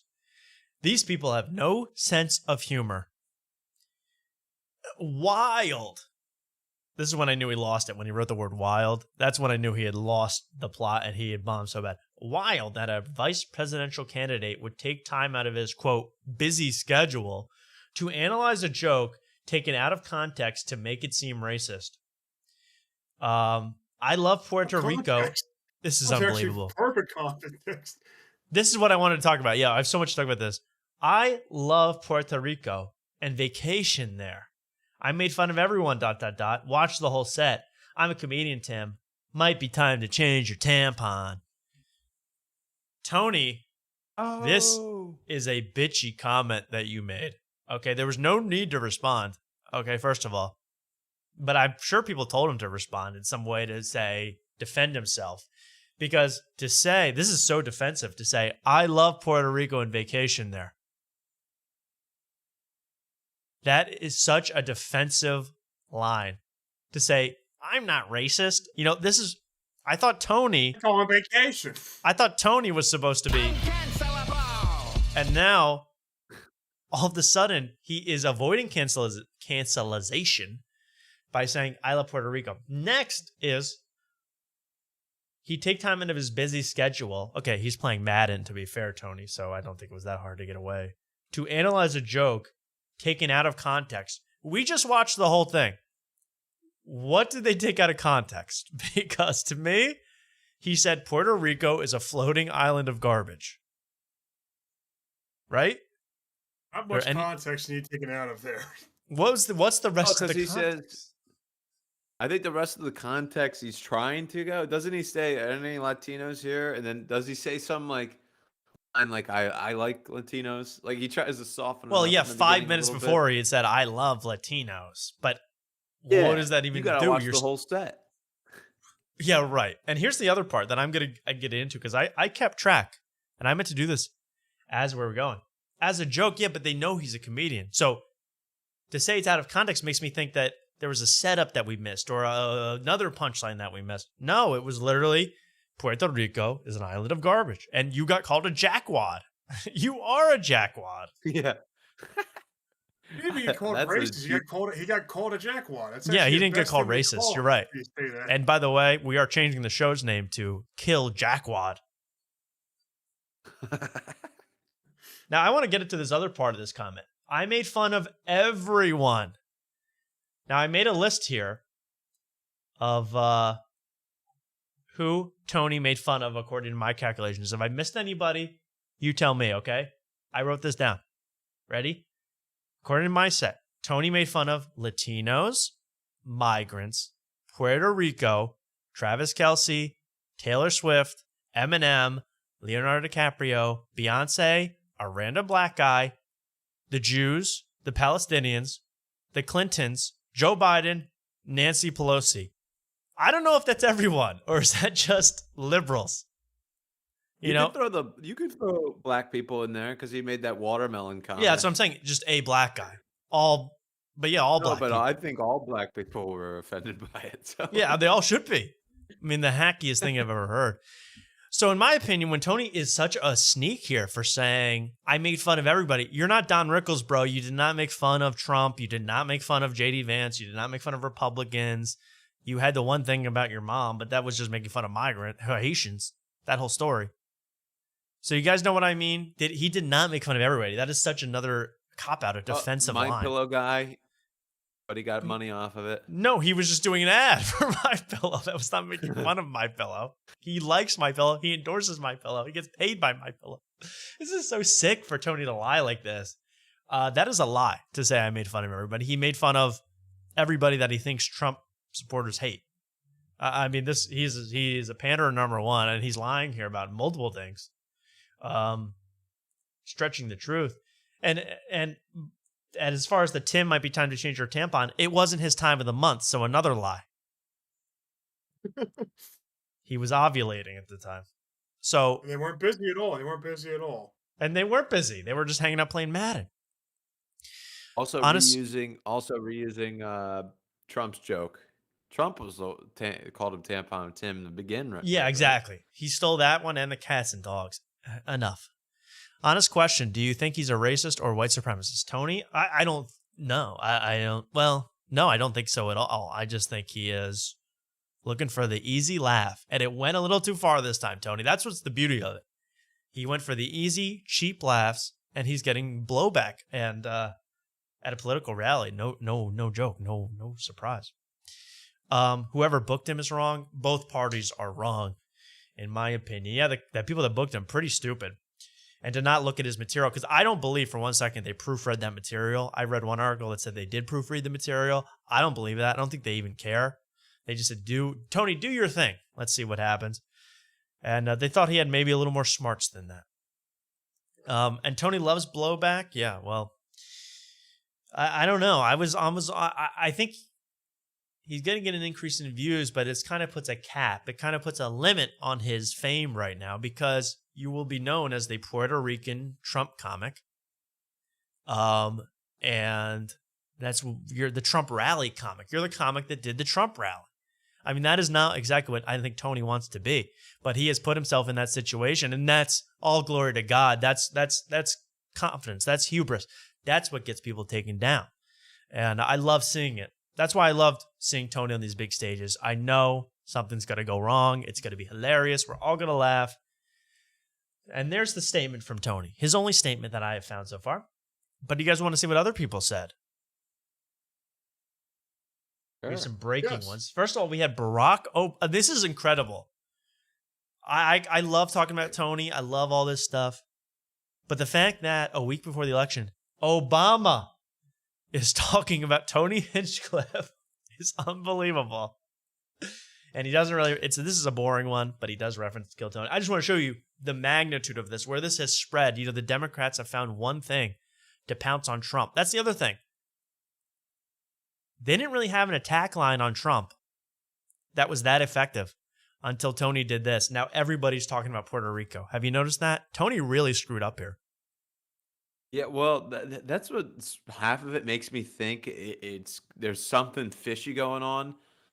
Because if you had half a brain and you looked up Kill Tony, if you were on the other side, you were like, oh, he's gonna say something offensive.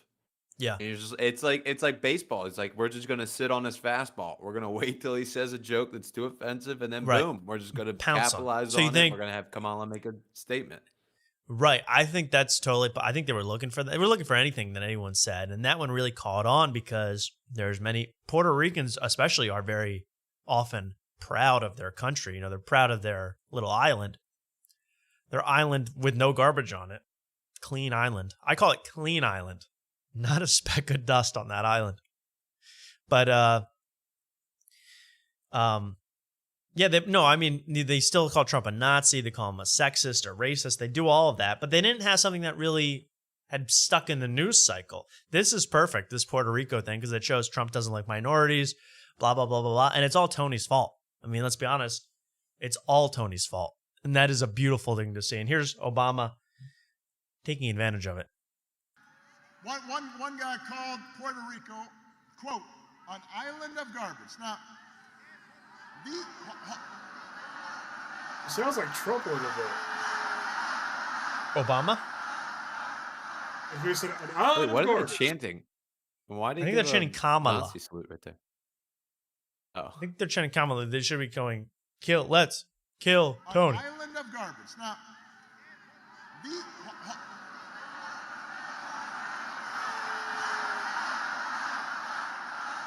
Oh, yeah. So there, he does not say, unfortunately, Barack Obama did not say Tony Hinchcliffe's names. It's just a guy. And you'll notice that a lot. People really don't know who Tony is, which is even funnier. This is my blessing. Okay? I went into today saying to myself, I pray to God that Donald Trump has to respond to this. And his response is, I want Luke to do the voice. But I don't know who the hell this guy is. I don't know who this guy is. He calls his name is Kill Tony. I thought he's a killer. He's a murderer. I didn't know who that was. I thought it was a talent act. I don't know. Right? And then he's good at roasting. So I said, okay, maybe a coffee guy. You can have the coffee guy here to do some talk about business. But no, he's a bad comic, folks. Now, I went into yesterday. I woke up yesterday saying, I just wish that Trump would do that. Trump would make it official that he does not know who Tony Hinchcliffe is. And boy, did I get my wish. Trump's official statement. There's no video of it. Trump says he didn't hear New York rally comedian, doesn't know him. Yes. So I don't know him. I never heard of Kill Tony. First time I ever heard of him. I just wanted to say, I don't know who the hell this guy is. That's all I want him to say. I don't know who the hell this guy is. Right, that's what I'm dying to hear from Trump. And he might have said that tonight. I don't even know. But Trump is trying to get away from this. But you know who's capitalizing on this? The Bidens. And here's Joe Biden. This is incredible. You got to watch this. Joe Biden threatening Tony Hinchcliffe. Can you believe what world we're living in? Yes. This is Trump lecturing. I said the word country. I misspoke. It's a magical candy forest. It's a territory. I understand. I misspoke. It's a beautiful land. I hope to go there one day. I don't even know if it really exists. Is it just fantasy? It seems too good to be true over there. Let's watch Trump threaten. And by the way, if you want to watch earlier, I don't believe Tony knew that Puerto Rico was part of the U.S., as I said, where all this confusion started. Let's listen to Joe. Let me get it turned up the volume so you really can hear this one. Here we go. Joe Biden. Ready, guys? Joe Biden.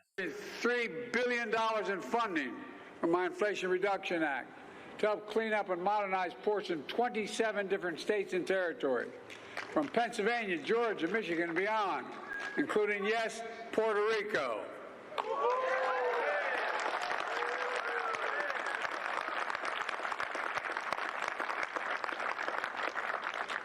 Well, I'd take that guy for a swim out there. Anyway. Oh! Let's go. Yes! Drown him, Joe Biden. Murder him. Feed him to the sharks. This is unbelievable. I love the audio quality of this. It sounds like it's from like a World War II like speech. I don't know. So Joe there's Biden dropped out. They gave him like the worst equipment. They don't let him talk. They don't let him show up anywhere. It's unbelievable. But the fact that this has gone to the fact where the president of the United States, everyone forgets that he's the president. So I have to remind everybody. President Joe Biden is threatening to kill Tony Hinchcliffe in the ocean. I mean, we have reached new levels in this after tonight. Look, that's such a great line. I like to take him out for a swim out there. You know, it's one of those Joe Biden things that barely makes sense, but it's still good. Yes, it's perfect. It's perfect. It's perfect. It barely makes sense. It's not a direct threat, but I see it as. Let's listen to that one more time. I thought Joe Biden nailed it here. And by the way, this is causing reverberation. Something just happened an hour ago that Joe Biden said that is getting even more backlash. Watch this. Territory, from Pennsylvania, Georgia, Michigan, and beyond, including, yes, Puerto Rico.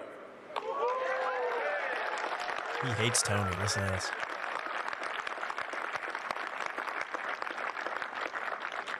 Well, I'd take that guy for a swim out there.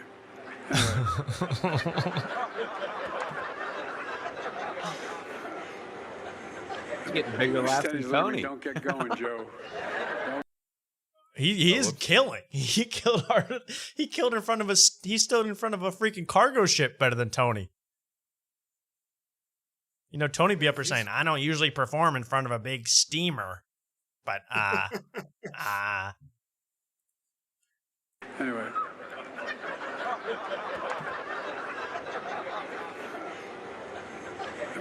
Stenny's looking at me. Don't get going, Joe. Don't get going, Joe. Yes, tell us more ways that you could kill Tony physically. Murder him. This is amazing. Yeah,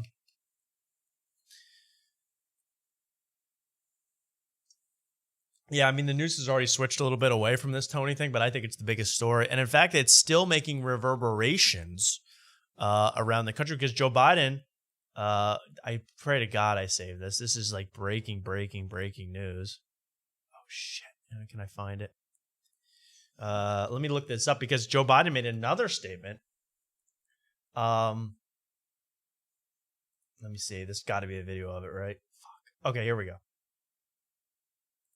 Here we go. This is perfect. Joe Biden is not stopping with this kill Tony hate. He hates him more than a lot of other us on this show, and I love Tony. Listen to him go. And this is now it's blowed back onto the Democrats again. Has no character. He doesn't give a damn about the Latino community. He's failed businessman. He only cares about the billionaire friends he has and accumulating wealth for those at the top. No, he says immigrants are poisoning the blood of our country. Give me a break. He wants to do away with the birthright citizenship. And where are they sticking this guy? What the hell just happened? Where are they sticking Joe Biden? Like in the third living room in the empty wall? What is the setup? He's in the pantry closet, but they call it the war room. That's right. They confused him. Exactly. Man, I thought I was talking to no phone. These are Rice Krispies. What is this? Why do we got Oreos in the war room? What the hell? I'll just keep going. Who the hell has said that in the last 100 years? And just the other day, a speaker at his rally called Puerto Rico a floating island of garbage. Oh my God! Well, let me tell you something. Dude, I don't. It is I probably don't know. bugging Tony out that they're not calling him by name. It's probably pissing him off so much. That's also brilliant that they don't know his name and they don't want to learn his name. It's just a comedian, a guy. They're not even saying his name. I love this so much. Here's the clip there. You got to listen to this close. Well, let me tell you something. I don't know the Puerto Rican that I know, or Puerto Rico, where I'm in my home state of Delaware. They're good, decent, honorable people. The only garbage I see floating out there is his supporters. His demonization of seen as unconscionable. Wow. So there you go. That is now causing backlash because Joe Biden called Trump supporters garbage, thanks to Kill Tony. What did he try to say there? He was like, that's not the Puerto Rican I know. That's Puerto not Rican I know cleans my house. That's the Puerto Rican I know, Luis. He lives upstairs, and he's a good guy, man. He cleans my vacuums a rug and cleans the windows. Good guy. Where's this Fox player? I can't play the clip, but yeah, how about that? All the way from Tony calling Puerto Rico garbage to now Joe Biden's calling them garbage. I mean, this is incredible. Are they garbage? Are you garbage? Who knows? Yeah, maybe we'll have Biden on garbage. Are you garbage?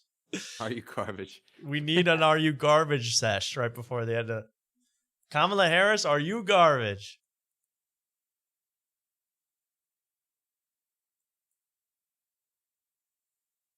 You better thank your sanitation workers. Oh, you two boys are too much. Okay, well, then we go to more reactions. Yeah, he started saying he was from Puerto Rico. I mean, come on, give the guy a break. He is 105, and he still has to be president. It's tough work. I mean, even these are just clips. The Lincoln Project, the anti-Trump thing, they put together a whole commercial about Puerto Rico. I mean, they put millions of dollars are being put into this whole statement because of Tony Hinchcliffe, everybody. Because he thinks we are garbage. I don't know if you guys know this, but there's literally a floating island of garbage in the middle of the ocean right now. Yeah. I think it's called Puerto Rico. We are not. I mean, this is unbelievable. This is changing. I'm telling you, whether this is not going to affect the election. Okay, we can stop pretending. But it has caused a whole scene. And I mean, millions of dollars are being put into this statement by Tony. I mean, Tony is so dumb with this. It's unbelievable. It's so like unnecessary too. Like what the? I know. The joke sucked. Like the joke sucked. It was just a hacky, lame joke, and now it's changed the future of our nation. I mean, he has no idea. And he did this again, as I said. Tony thinks his shit doesn't stink. You know what I mean? This is why he did this. He thinks he could do no wrong. He could go up there in front of a rally, a political rally, say whatever he wants, do his shtick. But it wasn't a roast battle, and I don't think Tony realized that. I don't know. He wasn't ready for this, clearly, and it blew up in his face brilliantly. It's just incredible. And this is another good part about it. I don't know Mark, did you hear anything about what happened? You were at Kill Tony, in the bucket trying to get on, Mark. Did you hear anything about how he was doing, what he did last night, how he addressed it? Because that was the day after all this craziness. I assume I didn't hear anything. Oh, okay. I heard the first comic up there got a small joke book, which is funny because he deserved a small joke book exactly. after some of those jokes. But I assume he addressed it up front with whoever the opener was that night. But I mean, no, but I haven't heard anything specific. I've seen very few comics. Most of the comics I've seen either already hated Tony Hinchcliffe or like him and are defending him. But there's not a lot of people saying that it was the performance was 60-70%. I think the jokes fell flat. The jokes were lazy, and it wasn't a very good set. And that's part of the reason it was so hated, is it was a bad set. You know, I don't think people are brave enough to say that. And yeah, again, if he had done some of those jokes on Kill Tony, I think some of those jokes would have bombed horribly. If he did a minute on Kill Tony with some of that stuff. So I think people have to realize, hey, I would say, hey, well, who is Tony? I mean, I've always thought this, but now it's even clearer. Who is Tony after going on that rally and doing that performance to judge, comics, open mic comics? I got to wonder if I'm an open mic comic. Right. Oh, exactly. Yeah. I mean, that Puerto Rico joke, and not like the video you just showed that they clip him saying that. It's such a good clip for the opposition of Trump, just because it's like it doesn't even come off as a joke. You wouldn't know it's a joke. Also, it's not like a well-known comedian, so it's perfect. Yeah, I mean, honestly, I know people that have seen that. I've known people that have seen this and just thought he was some speaker. You know, right. It was such a mistake to book him. They only have themselves to blame at the Trump campaign, but it is such a mistake for Tony to do this. And I mean, it's perfect. Did he even think I'm going to be standing in front of a thing that says Trump? So everything I say is kind of co-signed by Trump. I mean, did he even think about that? Mark doesn't. Well, I do think Mark Wellborn on this show does not say one thing that I don't let him say, because he knows we run this thing as After Tonight. Right, and Mark? We're uncancelable. Uncancelable on this show. So I'm saying it's that. Funny. Yeah, go ahead. Oh, sorry. No, you go. I was just saying, because you were like, oh, did he know he was standing in front of a sign that said, Trump Vance, whatever. It is funny that sign does say Trump will fix it. It'd be funny if he came out here and rewrote all his punchlines. Yeah, I mean, the only person that can fix this is Trump. Can fix this bomb. You got to bring on a real killer after this sort of performance. Okay, don't bring out freaking what's that guy's name? The crazy spaz guy on Kill Tony. Montgomery? Crazy? No. Oh, yeah. The guy that's like new and he's like got crazy hair and he like screams everything. That guy. Oh, Casey Rocket? No. There's a Ari lot Maddie? of those guys though on the show. He has like a brain Drew injury. Drew Nickens. I mean, seriously. Yeah. You even Drew Nickens couldn't come up after this and save it. I mean, this was bad. Anyway, enough of that, because we have more. I mean, this is Trump's former economic advisor. He's working on the campaign right now. His statement was, no one worked harder for Puerto Rico after the hurricane hit than Donald Trump. Tony Hinchcliffe must be the biggest, stupidest asshole that ever came down the comedy pike. Never loved insult comics. So another high-ranking official totally throwing of the Trump campaign, totally throwing Tony Hinchcliffe under the bus. The biggest, stupidest asshole. I love this. I mean, the amount of it's blowing back into his face is unbelievable. We have more Trump. And then, of course, Kamala tweeted about this. Kamala. I mean, could you think that Kamala would put, when you started this election cycle, when we started After Tonight in January doing this show, I mean, we started whatever. When we started last year, would you have believed that the year would end with a campaign ad of Tony Hinchcliffe and Kamala Harris side by side? I mean, it's unbelievable. Look at that. One's an annoying woman, the other one is Kamala Harris. Exactly. There you go. There's a lot going on. Like, I don't know if you guys know this, but there's literally a floating island of garbage in the middle of the ocean right now. Yeah. I think it's called Puerto Rico. Puerto Rico is home to some of the most talented, innovative, and ambitious people in our nation. This is the most unbelievable thing I've ever seen. I mean, she had to cut a whole video to rebuke Tony. I mean, this is the most incredible thing I've ever seen. Even Trump today uploaded the song from 4 years ago about how they love Trump. This is literally, he had to upload this today to prove that he likes Hispanics. I mean, this is because of Tony Hinchcliffe. What are we up to in this country?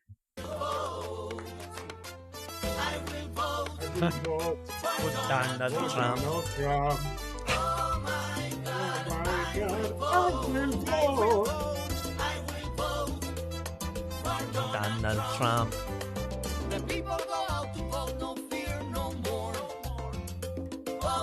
It's a catchy. I mean, we love the song. Don't get me. I love that song. Beautiful song.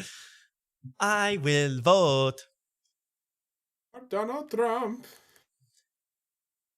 So that is Trump. Trump having to respond to this, or his team, is utterly insane. And then we're gonna get to. Did I do all my reactions? Pretty much. Now we have Peter Navarro. Yeah, everybody. Now we have Matt Walsh. You guys know conservative guy Matt Walsh coming in with his own theory about the situation. I hope everyone appreciates the masterful strategy here. Trump is goading the Dems into spending their final week crying about jokes. They are absolutely taking the bait. They can't help themselves. This is the biggest cope I've ever seen. I don't understand. If that's the strategy, it's a horrible strategy. It's the worst strategy I've ever heard. And there was no strategy, by the way. This is why this was allowed to happen. And Tony, if you think Tony Hinchcliffe is part of some grandmaster strategy to win this election, you've lost your mind. I mean, he is losing this damn election. He's not winning this damn election. I could have told you that day one. Don't enlist Tony Hinchcliffe, to paddle your rowboat. I mean, seriously, be smart. What did Rawls call him again? A jackrabbit? Who is this jackwad?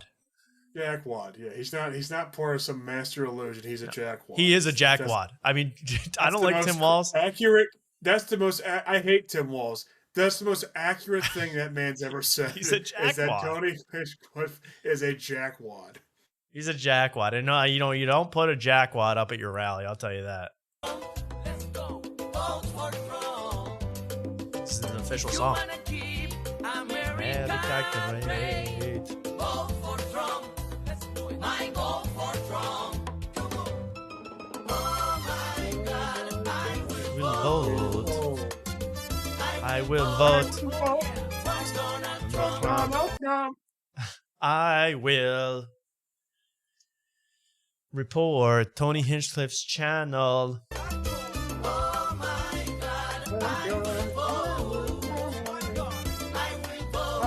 I mean, this is a beautiful song, by the way. Watermelons. Okay, so there we go. Latinos love him. I don't think it's really going to change everything, but the fact that it even possibly could change one vote means it was a disaster to bring Tony up there. If you told me when Tony Hinchcliffe goes on stage at MSG, he's going to affect one vote of someone out there, at least one vote, I would say don't put him on. He's going to screw everything up and you're going to lose. There's no way he wins votes for you. I mean, I could have told you that 3 years ago. You know what I mean, Mark? There is no doubt in my mind that if this was going to be a positive or a negative for the Trump campaign, I could have predicted this put me on the team. What if he had a performance like the Tom Brady roast and everybody was talking about it and this is his moment? And Andrew Schultz was slapping his ass as he was done on stage. Yeah, I know. They're all talking about me. Is this all really for me? Yeah, Tony. This time it is. This time you're in big trouble. Is this better or worse? Like, would you rather have this or would you rather have Trump appear on Kill Tony? This is 10 times better. I mean, that would be horrible. That's what I felt. I think this would be. Unless Mark was on the same episode. Well, now there's no shot Trump will ever go on Kill No, Tony. that's the best part. Now Trump is like, I don't want to know this guy's name. I don't know his name. Now, this is a rumor that I don't believe. But somebody said, this is an article posted by I don't know who, that Trump's shock comic was set to call Harris the C word, but that was edited out. And of course, I love this picture they put together with Tony in the middle. I mean, look at how stupid this looks. Oh, I'm dying. I want to get that on an airbrush t-shirt. That'd be nice. I know, we need this on a tee before on election night. I need this tee. Look at this asshole in the middle. The hungry wolf. He finally did it to himself, man. Now, I don't believe that. I don't believe they've edited that whole set for 1 second. So I don't believe this story. but I would believe that on Tony's list of jokes, that was one of them. Don't you? I believe he thought about it, calling her that. It's a shame that the week after Trump goes on Rogan, we're talking about they were talking about fucking Tony Hinchcliffe. Yes. Like that was such a fucking big moment, and it's ruined by that hungry fucking wolf. The hungry fucking wolf. He got a little too hungry because you're right that Trump was on Rogan on what, Saturday or Friday? One of the days. Friday. Shut down traffic.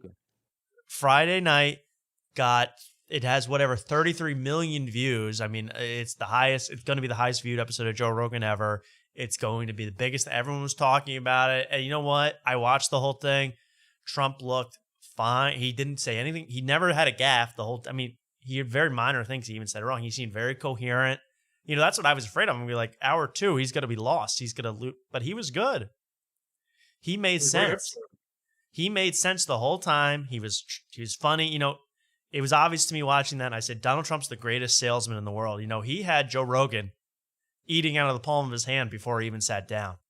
And Rogan wants to be this impartial guy. He really does want Kamala on.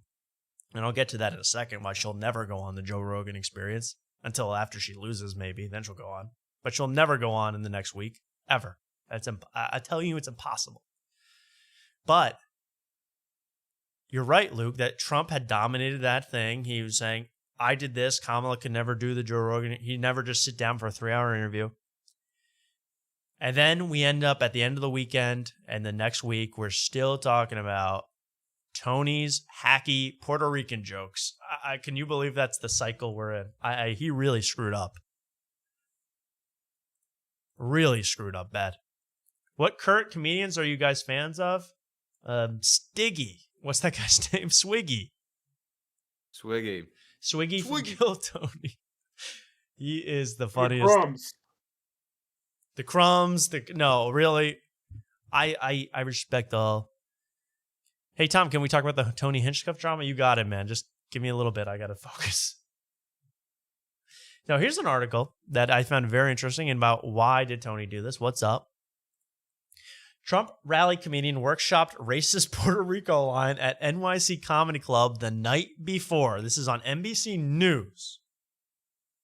And here is the paragraph.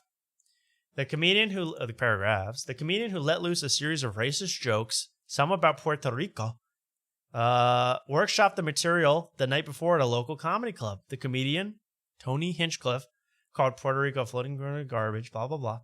It was not the first time Hinchcliffe had used the Puerto Rico line. He practiced it at the Stand Comedy Club in New York City, where he made a surprise appearance Saturday night, according to an NBC News producer and 3 other people who happened to be in the audience. The joke did not draw laughs. Just a handful of awkward chuckles. Hinchcliffe told their audience that he would be performing at the Madison Square Garden rally the next day and said multiple times during his routine that he would get a better reaction tomorrow at the rally. Mr. Ego, man. This is incredible. It's nuts. This guy's ego, as my video said, Tony Hinchcliffe's ego is out of control. So he bombed at the Stand with this material, Puerto Rican, probably did the watermelon bit. He did it all. He bombs and he goes to himself, well, they don't know anything. They're a bunch of New York liberals. Wait until I get in front of this rally crowd. They're going to love me. And then he bombs and ruins the whole damn thing for Trump. I mean, it's the most unbelievable thing I've ever seen.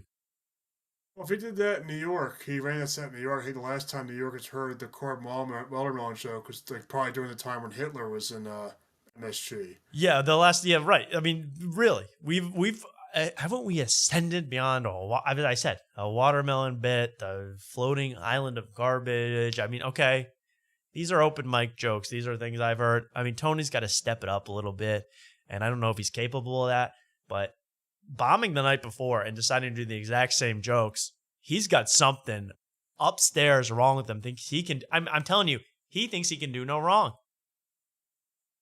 Now, he's a hungry fucking wolf. Exactly.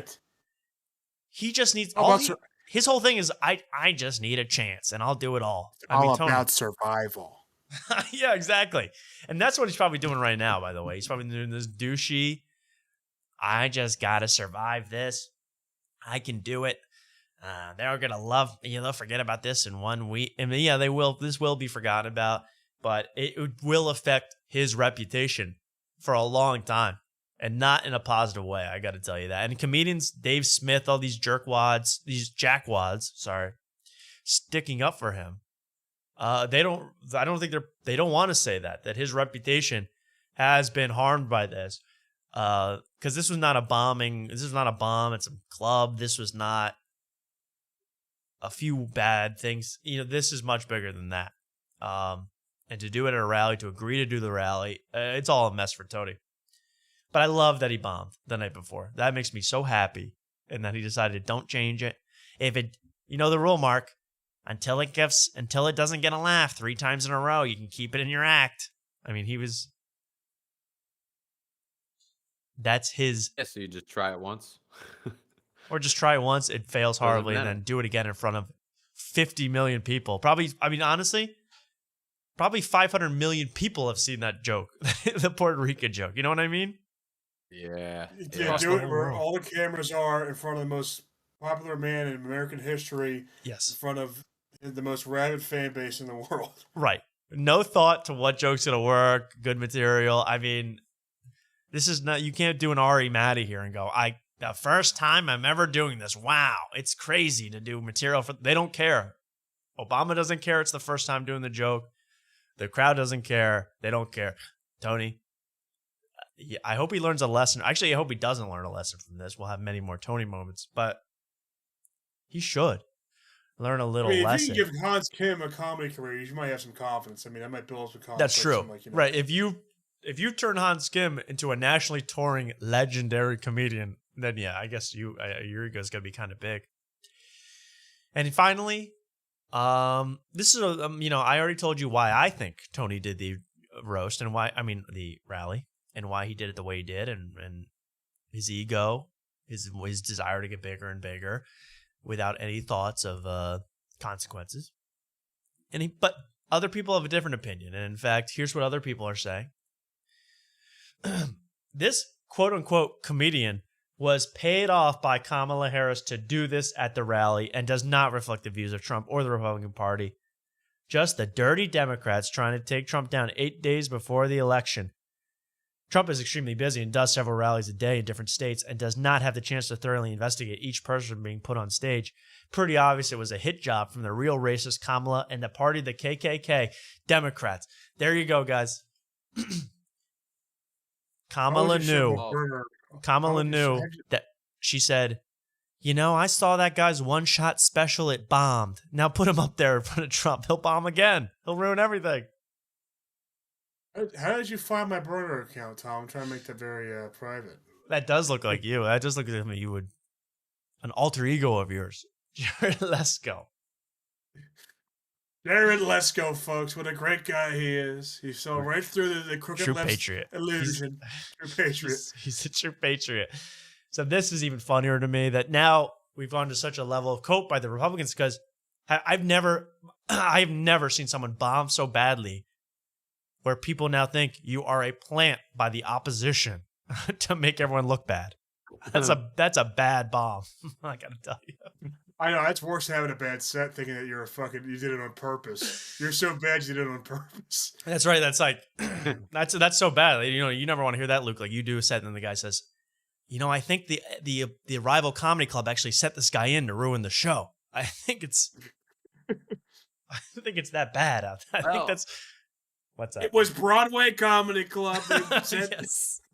It was LOL Comedy Club. It was a bringer show, from what I've heard. So bringer this is shows the lowest form. The lowest of the low. Lowest form of stand-up comedy is bringer shows. As someone else said, this is karma. For putting up a guy that profits off hosting an open mic. Basically, what Kill Tony does is host an open mic. He puts this on, and all of a sudden, he thinks he's king of the world. I've just never seen anything like it. Who is Jared Lesko, and why is he verified? Well, Paid for it. $8. he either paid $8 or he's a truth teller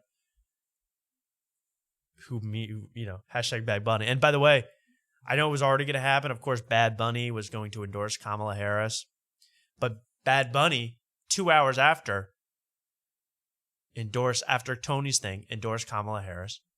Ricky Martin, Puerto Rican, endorsed Kamala Harris. J-Lo endorsed Kamala Harris. These are all Puerto Rican, Jenny from the block. Yeah, but they all went to the Diddy party, too. Yeah, and then Danny, please, Tony. So this was Tony's very good, no bad, awful week. I've never seen anything like this in American politics. Some comedian running the world right now in terms of the whole news cycle is about this. I mean, we just saw Joe Biden already threatened to drown Tony Hinchcliffe today, and then said, hey, we're not garbage. Everyone you like is garbage. So one of the most unbelievable weekends I've ever seen. I think that I want to know what Tony said last night. I desperately want to know what Tony said on Kill Tony, and why I think this is so good and why this will continue to generate content for after night at least, is that, if a celebrity did something like this, I'm saying if Ben Affleck or someone went on stage and said this, as a joke, Puerto Rico is an island of garbage, right? And then all this blowback happened. There are 50 people, 50 agents, managers, PR people surrounding Ben Affleck in this scenario who will say, hey, Ben, we'll get over this. We'll get past this. Just, hide away for a while. Don't talk to anybody. We'll rehab your image slowly. And in 6 months, everyone will forget about it. Well, Tony doesn't have that luxury. Tony hosts a weekly show. Tony has to do stand-up gigs. Tony has to do other people's podcasts. I mean, everyone's going to want him on their podcast. We've already asked for an invite. We've invited. But no watermelon material. That was the one thing. I don't know if he's going to accept. So, but Tony's going to be out there every night having to talk about this. This is why it's going to be brilliant content. He's going to dig himself a hole like you've never seen. I mean, that first statement that he made was already a mess. So I'm excited. Mark, I hope you go up there at Kill Tony soon and needle the guy about this. Say something. Yeah, well, I wanted, obviously I wanted to get on last night. It was that was huge, the big one. but next week's my really only shot to do this Kamala bit, because I would love to do it in front of Tony now. Or maybe it's like the last election where the votes won't be count and it'll just go on for weeks, and I could just keep trying to run that bit. Yeah, I think that's what everyone's saying. You're right that the election won't end for like a full week, so you'll have more chances, and it'll probably be a tie. You'll have a lot more chances as it gets closer and closer. Tony gets more nervous that he had something to do with it. Well, it's going to turn out that Trump lost the election by one vote, and it was a Puerto Rican guy. Yeah, man, I just didn't like what he said about my people. Man, we said that we're not garbage, but we're not garbage, man. We're just crumbs, We're not white trash. We're not white trash. We're not garbage. We're crumbs. We're just crumbs, mijo. We're just crumbs, man. We're crumbs, mijo. And a lot of people also pointing out that Georgia Lopez was at a campaign event for Kamala or Tim Walz or something, and George Lopez made a Mexican people steal joke about the wall. He made a joke about how they would steal material from the construction site. And they're like, well, that's the same exact thing as Tony talking about Puerto Rico. Can everyone grow up? I mean, we all know if you're that race, you're allowed to make fun of that race. George Lopez has made his career making fun of Mexican people and white people. White people aren't allowed to white people in standard society, not on Kill Tony, are not allowed to make fun of Puerto Ricans, all these, this is in civilized society, not on Kill Tony world. You can't do this. So they're not the same at all. And I think, honestly, I'm not in favor of the death penalty, but I don't have to finish that sentence. You guys know what I'm thinking. You want to starve the hungry wolf? I want to instead of kill Tony, I want to do electroshock Tony. No, I love Tony. I hope I don't want him to live a very long time and continue to screw up. I mean, that would be the best. The other thing with the difference between George Lopez making a joke about Mexicans and Tony making a joke about Puerto Ricans is because George Lopez is making a joke about the wall, about the opponent. Yes. Right. Well, Tony's just making fun of a race of people that doesn't. Yes. It's not Democrat or Republican. It just doesn't make any sense. It's like let's just. They're not the same at all. They're not the same at all. And he's doing like self-deprecating humor. You're right. He's doing self-deprecating humor. It's Tony, 1,000%. Like there was no, but Tony, like there's context because Trump was with the wall. But when Tony brought up Puerto Rico, there was no context for like why was he even bringing up Puerto Rico? He hadn't been in the news at all. That's another thing. You're right, Luke. It was a totally lazy joke that had no connection to anything. He just wanted to do a Puerto Rico is bad joke. Puerto Rico is dirty. Everyone will laugh at that. I mean, that's as far as his process of his brain went. So I think, no matter what you thought about the set, who knew it would cause such a firestorm? I am so excited. I'm officially doing two things. I'm declaring myself as Puerto Rican, and I'm saying, no mas of Tony, no mas Trump.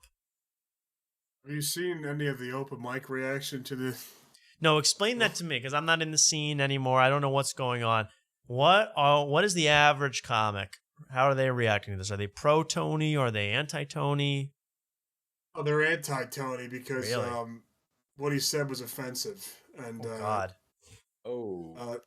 like that was and they were, and a lot of time I saw a lot of grandstanding and posturing of people saying that like they were making fun of the show and they're acting like they would like people were saying, oh, I was talking to some comics the other day and I was saying like I would never do that, it's because it's like they're laughing at you, not with you, and it's like yeah. Every comic I've ever, like 99.9% of They all want to be comics, on it. open micers would if given the opportunity, Kill. would 100% sign up.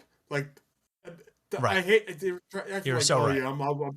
I'm too good for it. It's like, well, like, no, you're not. You're an open micer. Like, Let's be honest. Most open micers would go down on someone to get a bar show. I mean, exactly. So the thought that they're too good for Kill Tony, I'm with you there 100%. They're people pretending that Tony is too low end for them, low rent. Yeah.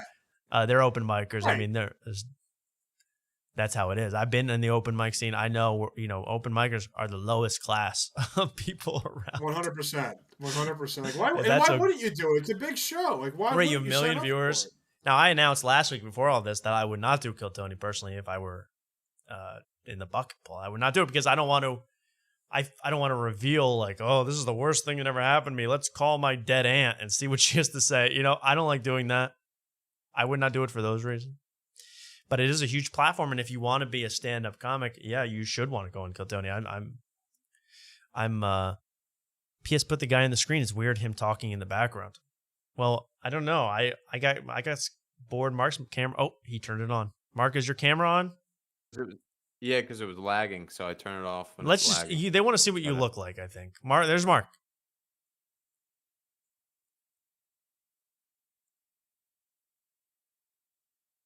Satisfied? I mean, I think we saw enough. I mean, do we have to see any more? For God's sake, screenshot that. Talk Do about whatever a you need to do with jackwad. that.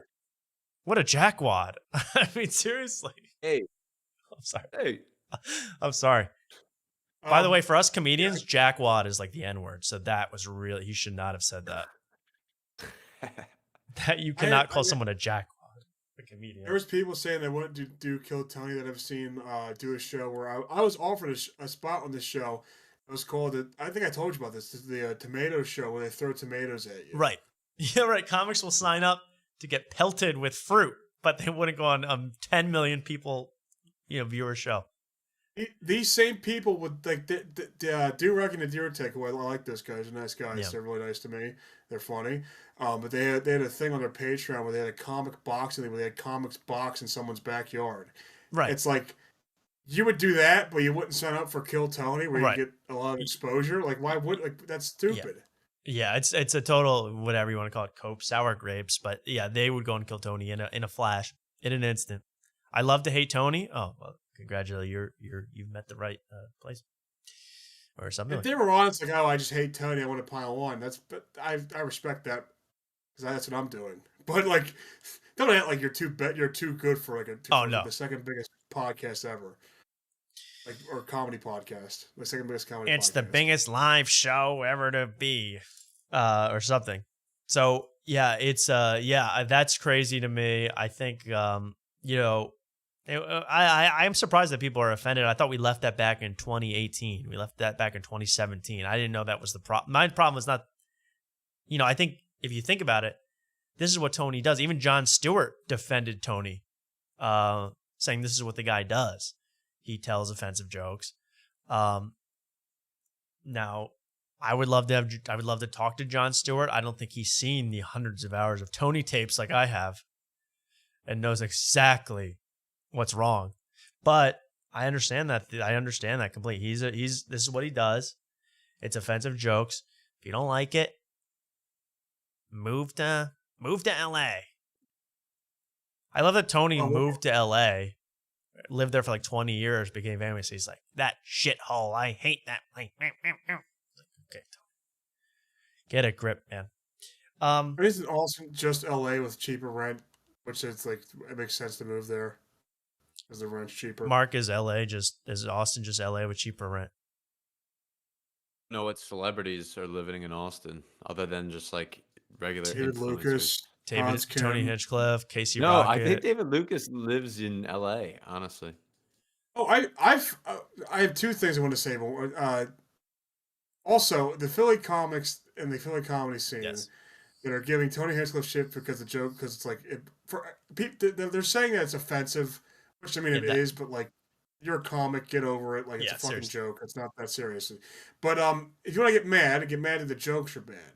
But it's in the same vein. If Shane Gillis did that exact same set at the Trump rally and even impersonated Trump, they would all post it on their stories. 80 plus stories of going like, oh hell yeah, dude, this fucking rules, dude. You couldn't escape it. You make an excellent point. From SNL to the Trump rally, my boy has made it.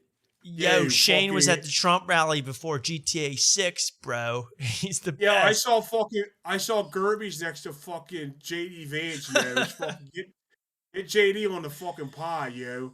Yo, it was freaking O'Connie's next to the Speaker of the House, bro. It's not. I mean, yeah, you're right. Absolutely, Luke. Yeah, it's the person. Also, they worship Gillies. They worship. They don't worship Tony, and that's fine. But yeah, you're right. It is totally. We worship Tony in Austin.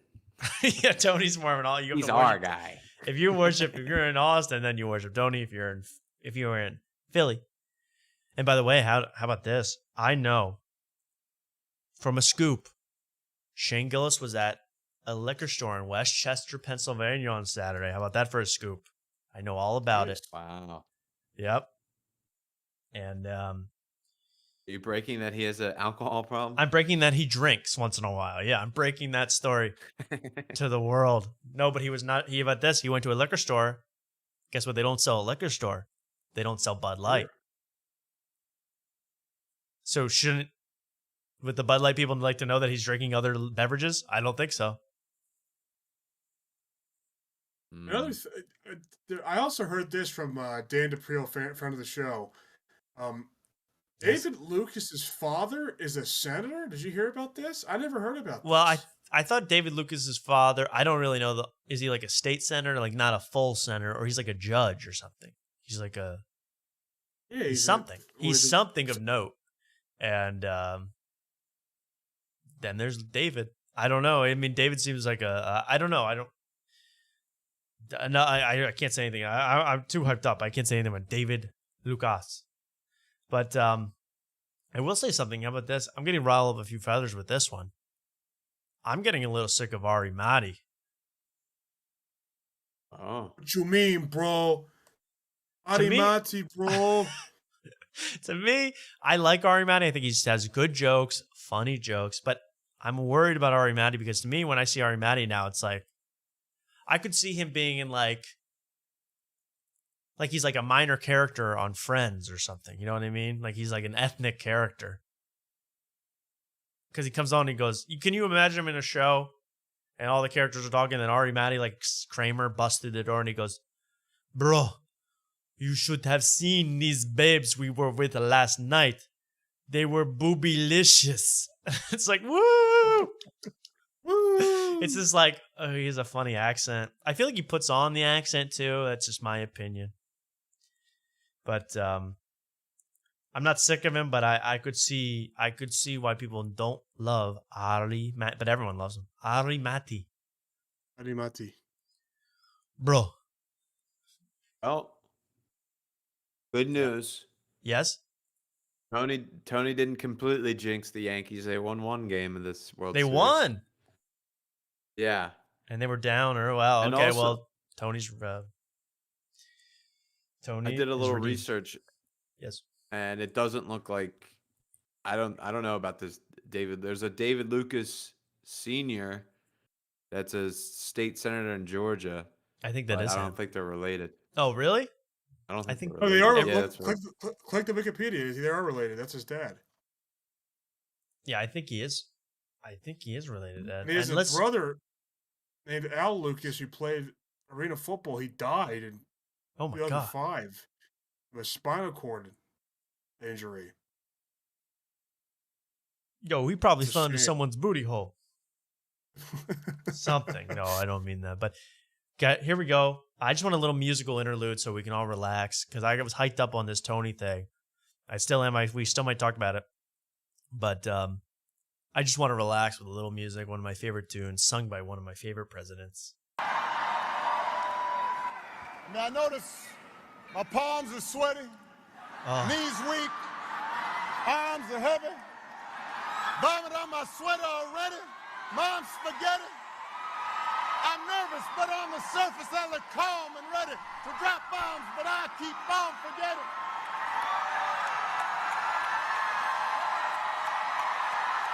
That was he was doing Jay-Z there. My That favorite Jay-Z. that undid everything Tony just did. That was pretty, Yeah, that that was hard. actually. Now I was gonna vote for Kamala, but now I'm back to Trump because of that.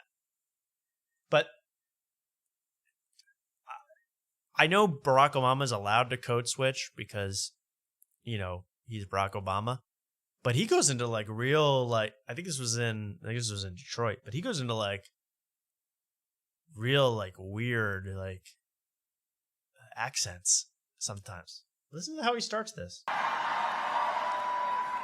Now notice my palms are sweaty, knees weak, arms are heavy. Arms are heavy. What is he doing? Vomit on my sweater already. Well, you don't think this election cycle will get any crazier? Hey, let's talk about one more thing about Kill Tony and Tony Hinchcliffe. Last night, they were supposed to have, they have a new Kill Tony that you can watch, and it ended up being the episode at some arena with Harlan Williams and Dr. Phil. I don't know if you guys watched that, but originally that morning, Monday morning, I even saw this myself. I was so into Tony stuff. It was supposed to be, it had been previewed as the episode at Skanks Fest with Ari Shaffir and someone else. I don't know who else, but Ari Shaffir. And midway through the day, they decided to show another episode. Now, there's a lot of theories about why this is. Tony capitalizing on a big audience. I think it's because in the Skanks Fest episode, which I assume will come out next week, Tony lets Ari Shaffir get naked and shit on the stage. Is that confirmed? Is that true? Yes, that is true. Oh, God. I even heard, and I don't even want to say this, that the stool had blood in it. That's what I heard. Eyebrow comedy, folks. That's good. Yeah, so I my opinion is that Tony thought, we can't do this. We can't show the one where Ari Shaffir's shit. Like, they already think I suck. And then there's going to be an episode where I let a guy poop on a stage and I die laughing about it. And I already did that last Sunday night. So my opinion is that, yeah, he was scared to release the Ari Shaffir, which he shouldn't release at all. If I was doing this show and Mark got up and shit in his chair, we would cut the episode. Speaking of that, I do have to pee, but I won't do it on camera. You want to do it right here? We'll do it. Oh, okay. No, go to the bathroom, actually. We'll switch it up. We're going to do something different from Dome Row Comedy Podcast. We're going to let you pee into the toilet and not in front of everybody. You got it. Thank you. Thank you, oh holy host. We do things a little differently on After Tonight. We don't urinate and show our balls and piss and poop in front of everybody. All right, cool. So, right back. All right. What if I stood up and I wasn't wearing any drawers? Your penis was out. Bloody. What was there? Was there like any like? This is probably a stupid question. Was there any like setup to that? Him shitting on stage, like anything? I don't know. The episode, only the people at Skanks Fest got to see it. I don't know. I think it's just like, here's Ari. I mean, I know that they prepared it because I heard that they brought up a big tarp, so you could shit onto it. Oh, okay. So it was a prepared bit, which makes it somehow worse, I think. That you have to set up, and that must be a nice job. You want a production job in entertainment, and you get the job of laying down Ari Shaffir's shit tarp. I mean, that must be nice. At one roast a couple years ago at Skankfest, when Shane goes, he goes, Ari is edgy and shocking, which is really cool for a 50-year-old to be. Right. That's pretty funny. That was a good. Yeah, I remember that with Shane, that's where he also makes fun of Tony Hinchcliffe, where he's like, isn't that where he goes? He's like, Tony secretly wants to be the Joker. He seriously. Yeah. Yeah. I mean, Shane being a bully, of course, he's amazing at that. And yeah, Ari Shaffir, yeah. I mean, to think that at the age of above the age of 15, to think shitting in front of people is comedy. I don't know. I think it's been. I don't think I ever thought that was funny. No, I never thought that was funny. I always found number 2 gross. I find number 2 gross. I don't like to talk about it, think about it. So it's hard to watch all these podcasts, these comedy podcasts. Speaking of comedy podcasts, subjects at all. No, more fecal matter. Okay. Well, let's change it up. And we're going to move on to a show that no one actually defecated because it was Kamala Harris. From the city. Oh, no. I think the Beast got in trouble for going to the bathroom last time. Now we have... Oh, wait, I was supposed to get in touch with the Beast and bring him on. Maybe we'll bring him on election night for 10 minutes. What about that? But this was one of my favorite hosts. You know him. It's Shannon Sharp. Club Shay. An attorney general, African American. Yep. Club Shay with Kamala C. Harris. I already disliked it. Oh, I already disliked. Yeah, I got ahead of this one. I disliked this one. This one was bad. I disliked it not just because it's not just anti-Kamala, anti-Shannon Sharp. It was actually horrible. I mean, this is her. By the way, this is her way to combat not going on Joe Rogan is to go on Shannon Sharp. Club Shay. And by the way, it's a 1 hour, sometimes Shannon will do 2 hour interviews, 2.5 hour interviews, 3 hour interviews. Whatever he did with Cat Williams was like 3 hours. They do an hour flat. Kamala only talks for an hour. You cannot get her to go over an hour. I've watched everything she's done. She will not go over an hour. Shannon has to read off prepared questions. At least with the Rogan interview, I think Rogan was trying to be impartial, but Rogan is also very gullible. He's I think if I was interviewing Trump, I would fall for the same thing. He would charm you instantly. Right. He's Donald Trump. I mean, he is the best salesman in the entire world. I mean, that's a fact. A very smart guy. You know, Right. a lot. He's like, See all that your stuff. read on Tony was perfect. I mean, like I'd be like, yeah, you're right. I am good. But that it would work on me, and it worked on Joe like a charm. And Joe, it was a pretty softball interview because Trump wooed Joe pretty hard. I mean, I love the part in the Rogan interview. We're not going to really watch that, but where Trump for like 10 seconds tries to convince Joe to endorse him right there on the spot.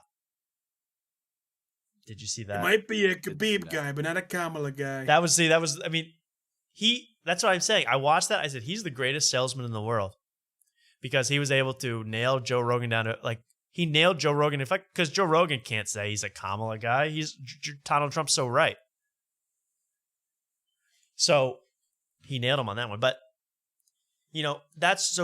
Rogan tried to be impartial. Rogan failed. And that's fine. It was a good interview, I thought, anyway.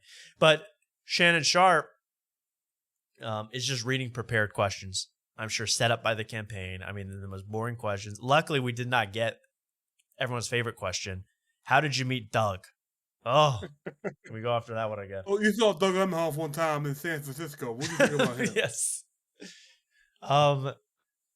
Yeah, the Doug question was off. There was little Doug talk, which was kind of was bittersweet for me. But instead, we get this. And by the way, this is sponsored by Black Ops 6. This interview. Great game. Great game. Have you played that yet, Luke? Yes, I have played it. It's very fun. It's good. Very good. I've heard mixed things. I kind of wanted to play it. I haven't played a new Call of Duty in forever, years. What's your favorite Call of Duty? It's a tie really between Modern Warfare 1 and 2. Oh, I'm a Black Ops 1 guy. That was a good game too. I pretty much stopped. I think I bought Black Ops 2 and I never played another one. So, Mark, your favorite? I think the classic was Modern Warfare 2. I liked the first Modern Warfare though. I liked the campaign, and then I eventually got a jailbroken, so it was fun to just do all the weird stuff you could do once it was not jailbroken, but what do you do when you hacked or modded? Mod the game, yeah, something like that. Yeah, well, you're admitting to jailbreaking your PS3. That makes you incredible. And Ted, I never let you down, Ted. Trismegistus. Exactly. Cat Williams on Joe Rogan. Trismegistus. That's Egyptian for uncancelable. I think that is the hex or makes you uncancelable. Let's watch Club Shay and a little bit of this interview with Kamala. Asian American descent. Oh, okay, this is good. He spends, I'm not joking. I'm glad Rogan did this. He spends, I don't know if he does this with all his guests, so I'll give him a pass if he does. He spends a full minute reading out all her accomplishments. And listen to these accomplishments. And you'll notice something. Club Shay, Luke, you would say that's a show for the brothers, right? So for the culture, for the brothers, because they is not like us. They not like us, exactly. So Kamala's going on here to attract kind of the brothers, I would say, and she's going to make that very clear. So he's listing all her accomplishments. Listen. But to see, Madam VP, what you've been able to do, you've had so many firsts. The first woman attorney general, Yeah. African American, Asian American descent. Mhm. You was the DA of San Francisco. You were the first Indian American U.S. senator. Indian American U.S. senator. I do not like that he's not wearing any socks with those leather dress shoes. That's a horrendous look. And I know that's wearing awful. shoes? He's wearing Huh? shoes. Yeah, what? He's wearing shoes. Yeah, he's wearing shoes. This Oh. is not sick ghouls. He's wearing shoes. Don't worry. I'm sorry. Sorry. But seriously, that's a weird look, and especially, I know he's into those tight pants. But those are you can't be in front of a woman, not even talking about Madam VP with those tight ass pants, dude. She's gonna get the ick. I know she thinks she did. She even skipped over drinking his Hennessy. She wouldn't drink his Hennessy on this show. But she is that's in her periphery, and she is sweating. She wants to grab that. She Hennessy wants that sip, man. so I know bad. she does. She wants it so bad. But she does refuse it like a lady. And this is such a bad look for Shane. I mean, in terms of the outfit, how do you get pants hemmed that tight? Yeah, that has to be uncomfortable to sit in. Yeah, if you sit, I mean, your whole package must be just ripping against your pants. I mean, it must be chafing to the max. Imagine chafing in front of Kamala. How embarrassing. I put you in prison. She's trying to say, Shannon, I was born in a middle class. Wait, is that your balls out? What? They broke through this. They broke through the fabric. Oh my God. And second black woman ever in the history of the United States Senate. So she had to add on that, by the way, I'm black. Did you notice that? Because she was afraid. Oh, humble. She heard Indian American, and she got nervous that they were like, oh, she's San Indian? Francisco, you're the first Indian American U.S. senator. And second black woman ever in the history of the United States Senate elected. Second in the history of the United States Senate. Have you had an opportunity? Wait, really? Is that black. true? Black. Is I'm that black, true? I don't know. And I'm black, y'all. And I'm blackity black, and I'm black, y'all. Exactly. Madam Vice President, and she black. And she is black. Opportunity to sit back This is a and good reflect time and for say, Luke to turn on his camera where we reveal that he is black and he can. Yeah, that's true. Actually, that's true. For you new viewers, you might think we're doing kind of a Tony Hinchcliffe style hate rally, but it turns out. Wait, look. Yeah, it turns out Luke is a black gentleman. Black, folks. Very black. The blackest, first ever black third co-host on After Tonight. That's right. Second, first half Indian. First ever. No, I'm not Indian. First I'm not ever Indian. Puerto Rican guy with headphones on the show we've ever seen. First ever. Would you say the worst headphones? Just with a pair of headphones. We've never had a Puerto Rican on with headphones. The most These headphones are actually made of garbage. Actually. That's right. Yeah, he built it himself. He's a pioneer. Thank you, union member. Thank you. Is Luke single or what? We got a confirmed lady wondering. I'm very. I'm so shocking to That's Tonight fans. I am single. He's single, and I'm ready to mingle, folks. You ready? He's ready to mingle, and you know what? I think this election is really gonna do all our dating lives wonders, including Mark's. My crush is going to be in the White House. That's true. Exactly. Yeah. Thanks to Tony. Yeah, she will be. Also, I've been riding around in my car. In my car, I've been keeping my white Dudes for Kamala hat in case I can end up going to a Kamala rally in the middle of the day, just in case. It's an emergency white Dudes for Kamala hat. Yeah. But then I realized I've been driving around with it like on the passenger seat face up. So I'm like, someone's going to smash my car. For me being such a dweeb, they're gonna smash or slash your tires. They're gonna slash my tires. So I flipped it upside down. I'm too embarrassed. But nice.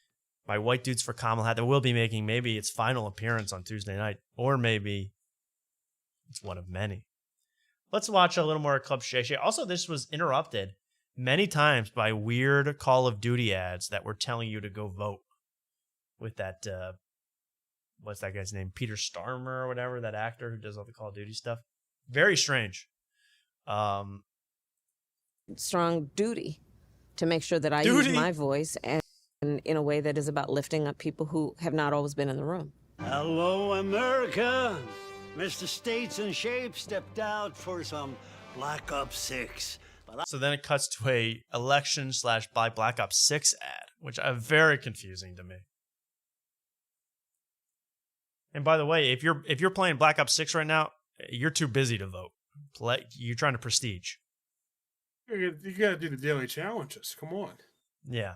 It seems like I tried to play Call of Duty like Modern Warfare, like the remaster in like 2020 or 2021.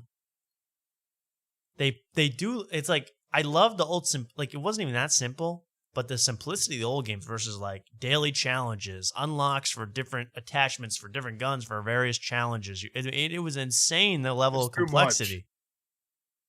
It's way too much. Too much. Just give me a good gun and let me play. I like to level up is fine, but just give me a good gun. Let me level up.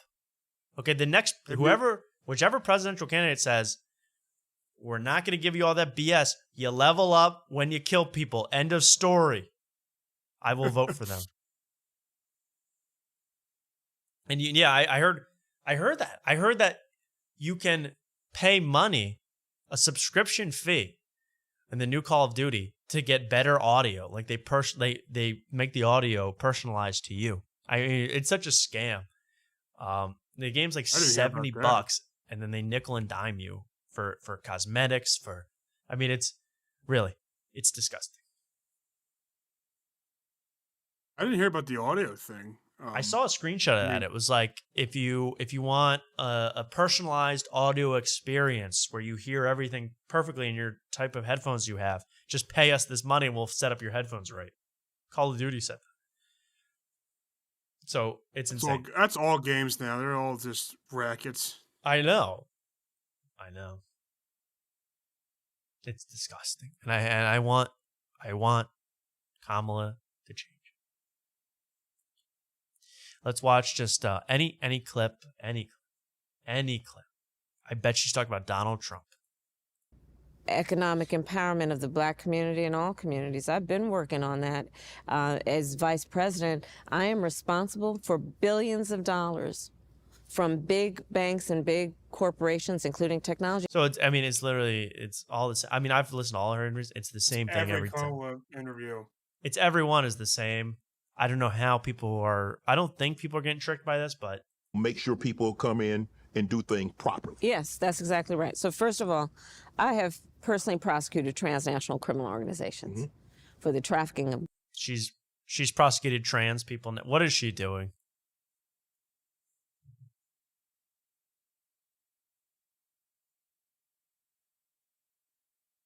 You know what that means? Did she occupy the transnational what? She's prosecuted the transnational corporations, and she's a legend. I mean, she doesn't know up from down right now. I mean, she's really gone nuts.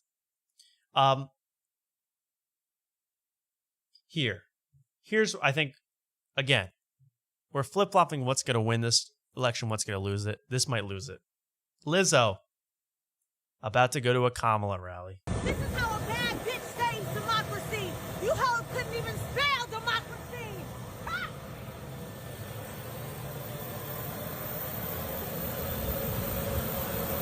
And upon entering the plane's wheels did collapse. They did have to get a different plane. But that's not because of her size. That's because of structural failure. Actually, those shoes are actually struggling. Do you see the soles of those shoes? Those are actually taking quite a lot of pressure, actually, in this shot. They don't even fit her feet. Yeah, they're too big. Too small. Her feet are too big. Her feet are way too big for that shoe. This is how a bad bitch gets athlete's foot.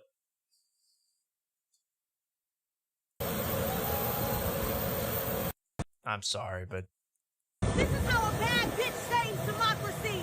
You hoes couldn't even spell democracy. Ha!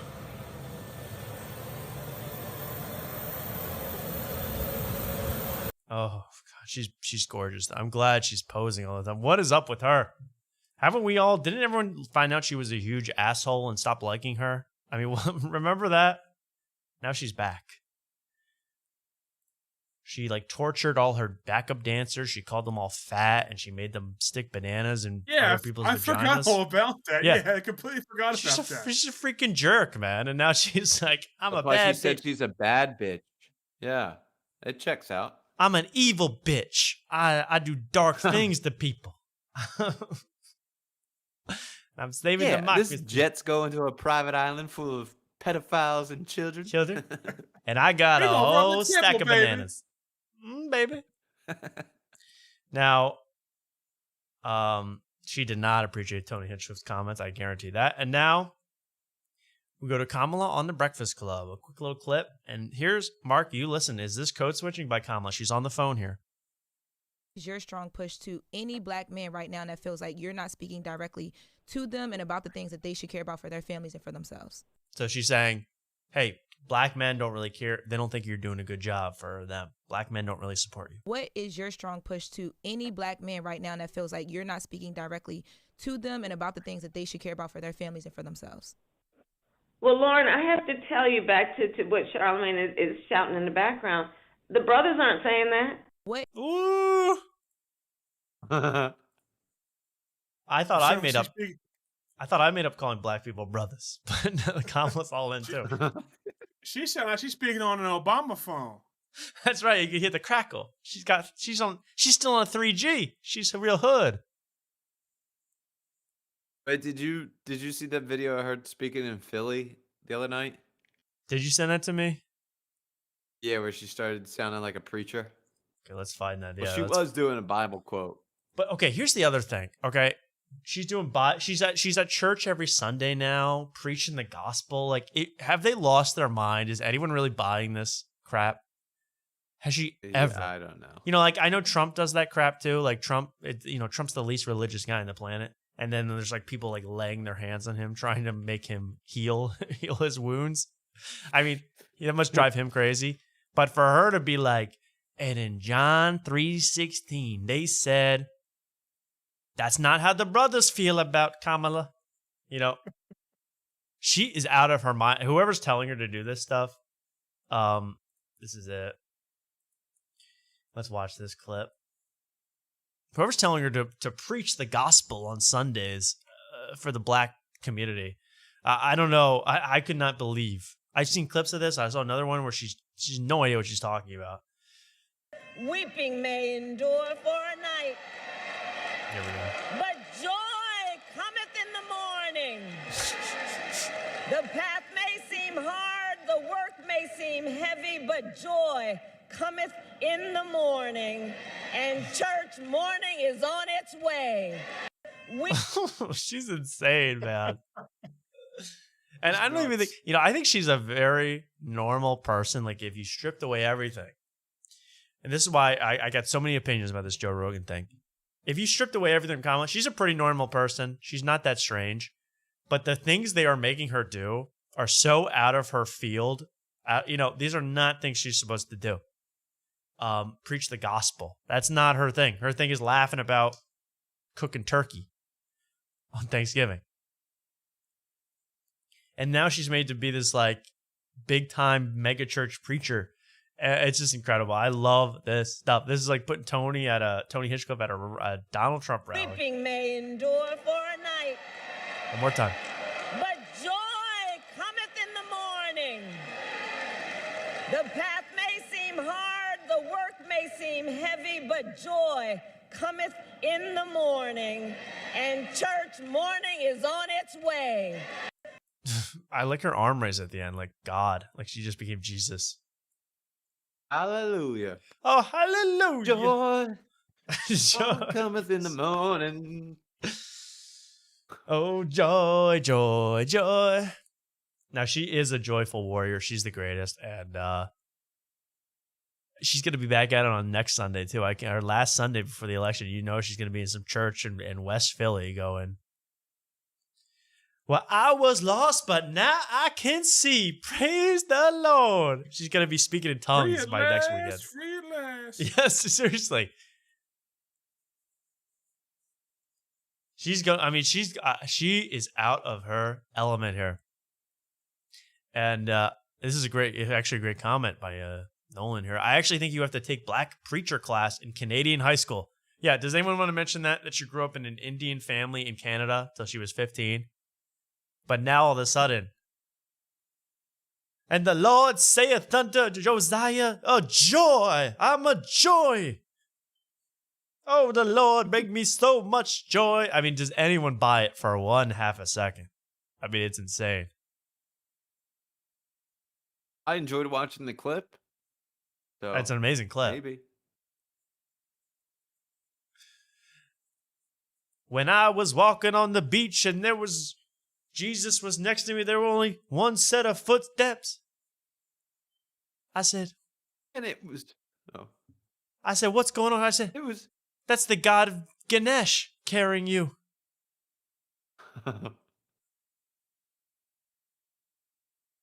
What was your joke, Mark? Because mine bombed. I was gonna say, and it was the footsteps of none other than Tim Halls. Oh, Tim, come up here, baby. I need to lift you up in the Holy Spirit. I mean, let's be honest, okay? Thanks, Kamala. Thanks, I didn't know you. I thought Boy, you were an howdy, idiot. what a crowd we got here tonight, huh? I tell Look you. at this jackwad wearing a Trump hat in the front row. Get him out of here. Look at this. What a jackwad. Look at this. Hey, me and that jackwad were carving watermelon earlier. I mean, real jackwads.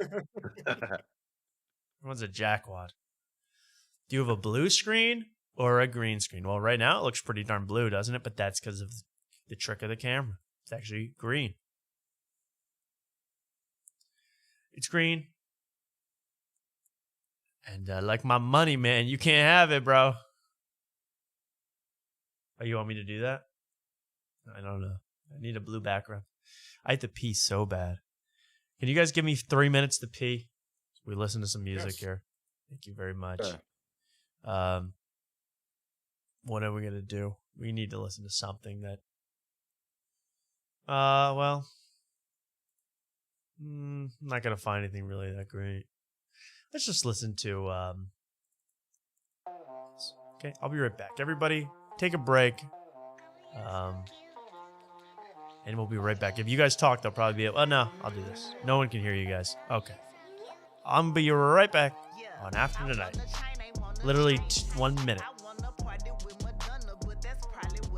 Thank you.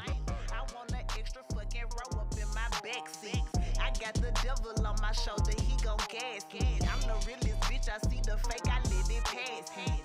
You don't get it, please stop acting like you with it. Fuck these niggas and they fancy ass weed. I like cocaine, burning me alive and you just adding extra propane. Pay for this exposure with my talents, not my pockets. Now my face all on the internet, my feelings in my locket. Niggas know that I'm a star, they wanna use me for their profit. Minimize my confidence and maximize their wallet. I ain't rich and I may never be. But baby, I'd rather be broke than be your wannabe.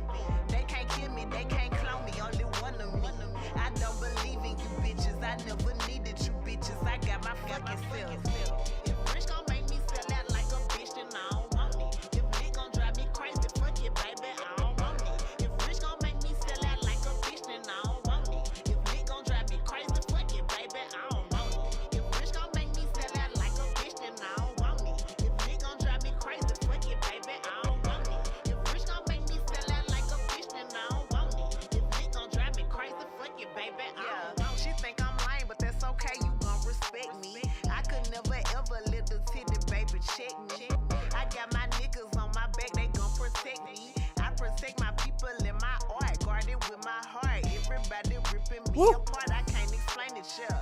I'm still a legend if I'm never fucking famous. You can shove your deals in dirt and now your contracts up All right. heinous. If I lose, ain't no complaining, cause I lost because of me. Baby, All right. mother look at me This is and they breaking see I news here. was Breaking news. And after that, I'm going to pull this up for everybody. don't consider me. Tell me how to tell my story. They ain't living, they ain't give me shit. They just know I'm way too fucking passionate to fucking quit. Here we go. I ain't rich and I make Breaking no news. But baby, I'd rather be broke than be your wannabe. Yeah, they can't change me, they can't. Oh God. Welcome back. While you're on Tony's jock, could you scratch it a little bit? You want me to, you're requesting me to itch another Who man's said that? penis. Who is saying this? Hey, yo, bruh. I mean, Mark, give him an Ayo pause, please. Ayo pause. Thank you, bruh. I mean, seriously, bruh. No, as I said, I'm supporting Tony 1,000,000%. I hope he gets into 1,000,000 more slip-ups. I mean, that's really what we want here. Now, but welcome. So, as I was saying earlier tonight, I said Tony might have cost Donald Trump the election. Well, in a weird way, as the story develops, it might be flipped 180 and Tony actually secured the election for Donald Trump because Tony said garbage. Puerto Ricans are garbage. We just heard Joe Biden call Trump supporters garbage. And now Trump is already reacting to the fact that Biden called them garbage. So in a way, let's watch this clip. I haven't even seen this. In a way, Tony might have saved Trump. Let's watch. Well, I wasn't going to say anything, but I have breaking news for you, Mr. President. You may not have heard this. Just moments ago, Joe Biden stated that our supporters are garbage.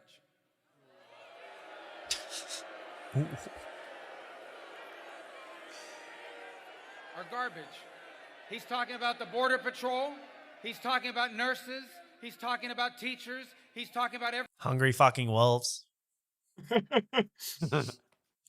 talking about open micers. Americans who love their country and want to dream big again and support you, Mr. President. And I hope their campaign is about to apologize for what Joe Biden just said. We are not garbage. We are patriots who love America. And thank you for running, Mr. President. What does Trump have to say? Thank God for that Tony asshole. Wow.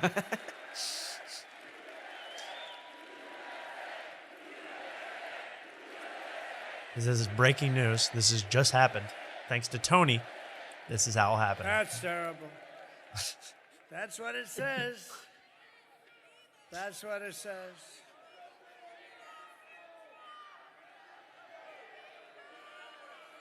So you have, remember Hillary, she said deplorable, and then she said irredeemable, right? But she said deplorable, that didn't work out. Garbage, I think, is worse, right? But he doesn't know, you have to please forgive him. Please forgive him, for he not knoweth what he said. Oh, now he's preaching. Wow, they're all preaching. The whole world is a preacher now. Everyone who wants to run is a preacher. It's pretty funny, though. He knoweth not what he said. Well, there you go. This is history happening in the moment. Trump. I mean, this is all because of Tony Hinchcliffe. Can we reflect on that for a second? Tony. I mean, it's honestly, but you got to give credit. Joe Biden's not going down without a fight. He's Joe Biden is now firmly in Trump's corner. I mean, if you're gonna, I mean, is he sabotaging? You know, we thought Tony was sabotaging for Kamala. Is Joe Biden sabotaging to get Trump elected? Oh, that's a great point. Yeah, that's a great you know, point. that threat he makes to Tony isn't like a real threat. He's like, I want to take him for a swim. Hey, can we go? I'll take on an all-inclusive vacation to the great sand beaches of Puerto Rico. Get you some ice cream. I'll feel his blonde hair on his legs, and then we'll get ice cream. Then we'll fight with a bunch of chains with each other, just like Corn Pop and me.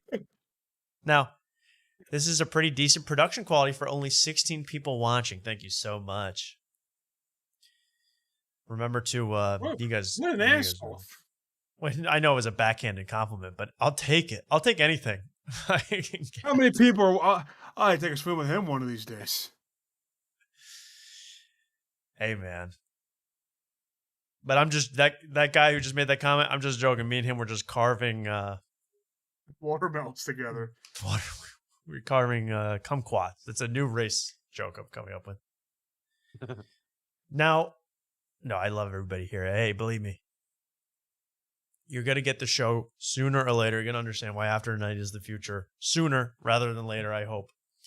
So how about that? Trump, now it's all, this is the news cycle is coming at a tremendous pace. 50% of Americans is one of the trending topics. Obviously, Joe Biden saying 50% of Americans are garbage. And how many Puerto Ricans are there? Like 20? There's like 25 Puerto Ricans. So Joe Biden's insult trumps the Puerto Rican insult by Tony. This is crazy. We'd enter new territory. I don't even know what's going to happen now.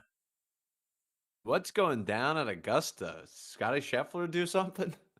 Is Scotty Scheffler giving an endorsement? Scotty Scheffler just killed somebody in Augusta. You know, he has had trouble with the law. Augusta, Georgia.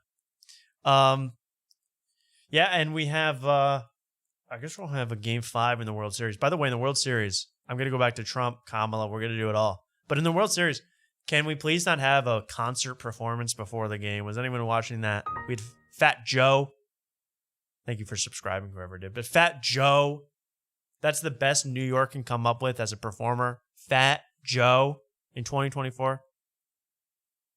Wait, did you see that It's been significant for like the 50 past Cent 20 turned down years. $3 million to do the Trump's thing? Yeah, I heard that. That was also on Charlemagne's show. Yeah, Donald Trump, I guess they invited him to do MSG. They invited him to do the RNC. $3 mil. Can you imagine turning down that? $3 mil. No. To do Many Men and then leave. But you know what? But again, here's the thing. 50 Cent, I would say, you know what? It's $3 million. It's to do Many Men. I might even do it. Although I don't really feel like saying the N-word for Many Men, but I might do it. But the problem is that 50 Cent is a smart man, a smart businessman.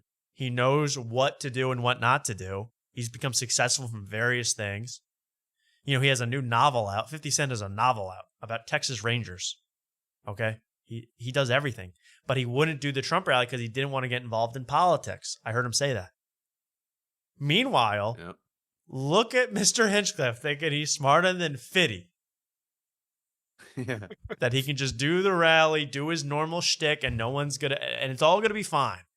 Well, when you get into politics is such a dirty world. Politics is so disgusting that as soon as you get involved, they're gonna do something. When you say something as dumb as Tony said, they're even gonna make it worse.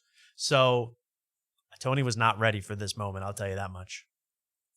And but at the same time, we got garbage. We got 50% of Americans. I mean, this is all. I'm afraid to ever go on Twitter and click like a trending topic because it's gonna be like a Trump clip, and it's gonna be like 50% of Americans love my gaping butt.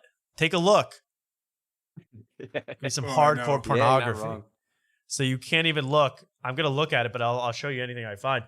But I'm telling you, it's porn. It's all this crap. Says Trump supporters are garbage. Or James Woods. I mean, a bunch of people.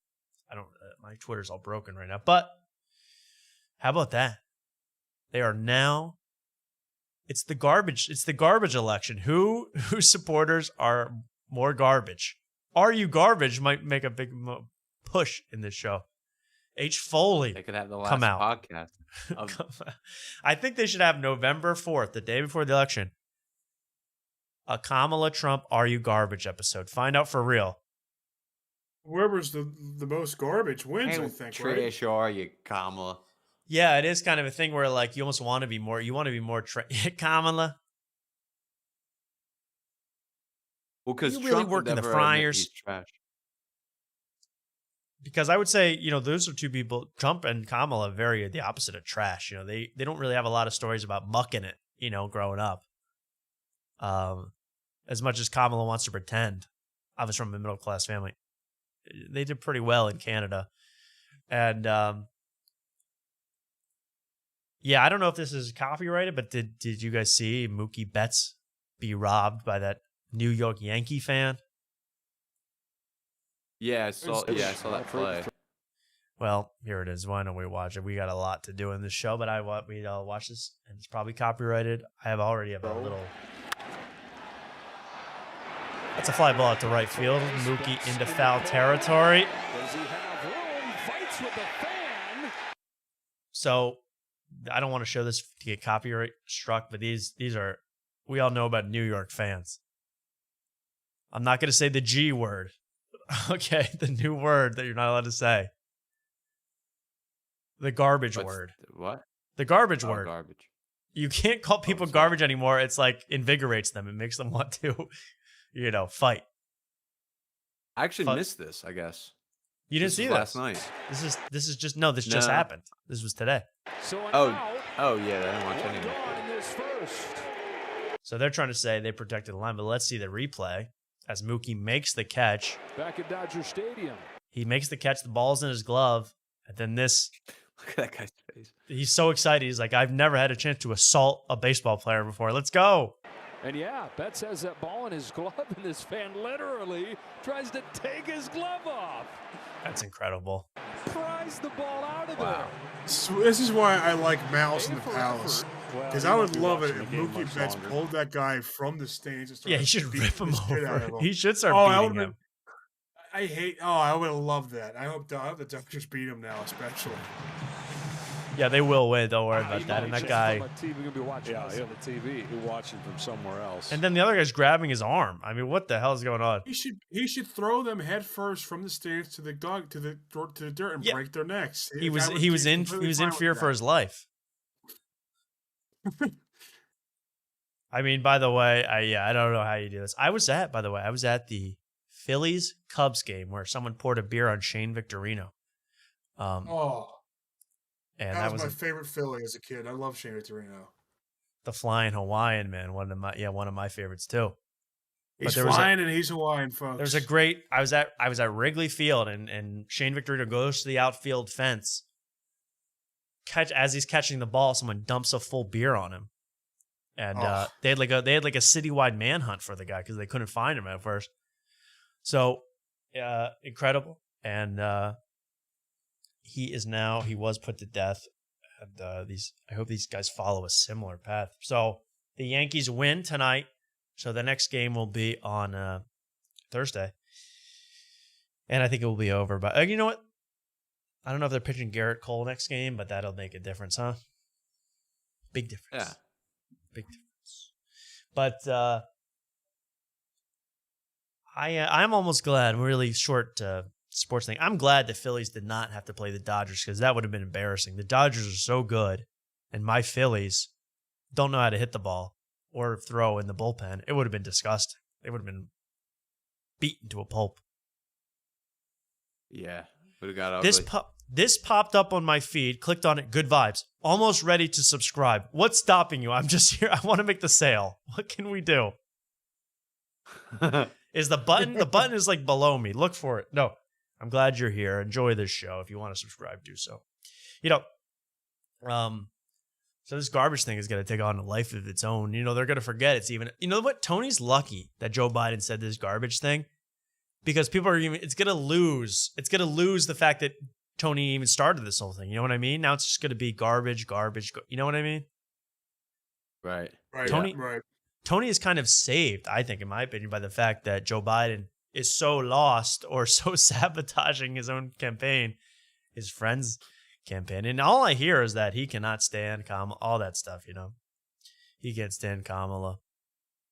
He and Joe Biden, he and Barack Obama are on weird terms. I mean, it's all very strange, and I wonder what's going to happen. By the way, I should promote the fact that we are having, now that Tony Hinchcliffe's involved, everybody else is involved, and thank you for subscribing, that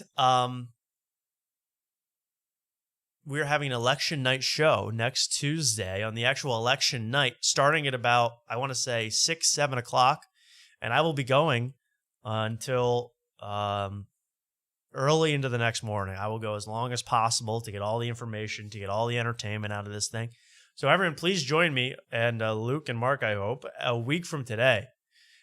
We will be having an epic election night show. I got a lot of surprises. I'm trying to get some good, fun guests, including from Sawston to City, hopefully. And oh, wow. Ooh. So this is it's also kind of like our year wrap-up show. It's going to be a huge show. I mean, it's going to cover everything in the election. You won't have to watch any other network besides After Tonight we'll be broadcasting. And thank you for subscribing. But yes, Tom, you said you're going to start at 6? Yeah, I mean, I want to start at 7 because the polls close. I think the first polls close around 8 p.m. So we got to be there. Oh boy. Yeah. So okay, you take off of work, call in sick, Mark, whatever you need to do out there in Austin. Well, I'll probably the voting. Fortunately for me, the voting place for me is right next to my work, so I just vote and I'll come home. So you are voting. Why not? It's our American civil duty or whatever. That's good. And who will you be voting for? I will be writing in Tony Hinchcliffe. Yes. I was going to write in D Madness, my favorite guy. Okay. And what are we gonna? Yeah, it's another. I'm gonna figure this out, Ted. But we have to figure out what we're gonna eat on the show. You know, I will have to eat dinner, and we will have a special meal for the show. I mean, we're gonna make it an all-out show. Yes, food, beer, brews, burgers. We're gonna have it all. And again, nonpartisan. I care who wins. I'm excited to see who wins, but it's not. This is not a Kamala or a Trump show. This is just a show. So everyone join me next Tuesday. We might do a show this weekend too, but it's important to come on election night. I would say if it's between watching the show and voting, skip the vote and watch after. That's what I would suggest. Skip the vote, watch after night. Again, they'll probably let you vote Wednesday anyway. You don't really need to vote on Tuesday, do you? I don't think so. They give you like a makeup test. You could vote it early. You could have voted early. Vote early. I don't vote early, by the way. I refuse to vote early. I refuse. I think it's un-American to vote early, and I think it's un-American to vote by mail. I think you have to go in. Why? Because you want your vote to count? Yeah, I'm crazy. I don't want them to set my vote on fire like they are over other places. Really, though, I want to vote in person. Even though vote, who knows what's real and what's not, but I am going to be voting in person. I am going to be wearing White Dudes for Kamala hat, and I'm going to cross it out and write Doug Emhoff. Now, I might vote for Doug because I feel like there should be a man in charge, but she could have a lot of say. And they're already husband and wife, so it's perfect. So yeah, we do try to be fair and balanced on this show. In my own way, you know, I see things as I see them. That's all. I am not. I don't sell out like Tony Hinchcliffe. I don't just do whatever they ask me to do and not think about the repercussions. You know, sure. Have I been asked by the Kamala campaign to cut a few promos? Sure. Yeah. Have I been asked by the Jill Stein campaign to be one of their only voters? Yes. But I will not do it because I trust you guys too much. I honor the process too much. Luke, will you be voting in person? What are you doing? What's your I'll be voting plan? in person. Yeah, I'll be voting in person. I'll be voting in person and doing it. Yeah, we'll be doing a lot of stuff. I don't know what we're going to do, what antics we're going to get up into the voting booth. You know, I used to tell this thing, and this is true, that, you know, I didn't know. I got so excited about voting one year. You know, I love the democratic process. I got so excited about voting one year. I went to the booth and I kind of made a mistake. I didn't know it was frowned upon. It wasn't allowed, that you're not allowed to take a selfie in the voting booth. So I got in big trouble, and it was especially bad because my penis was in the shot. I mean, it was. That's an old one. That's an oldie but a goodie. Wait, say it. Is that a real story? Not other than the penis part? Everything was everything was made up but the penis part. I did have my penis out. Oh, okay. But I didn't vote. Okay, you just like voting that much. Yeah, I like hit to the go button with my penis. Yeah, I thought it was one of those like male lactation booths. I didn't know. I showed up and I said it's a private booth. I'm there. You know, I don't. I like my privacy. I do miss not caring about the election. That was a fun time this couple years. I know, and now it's all you can. And now all I can think about. I feel obsessed with this election, and I know it's gonna suck when Kamala wins.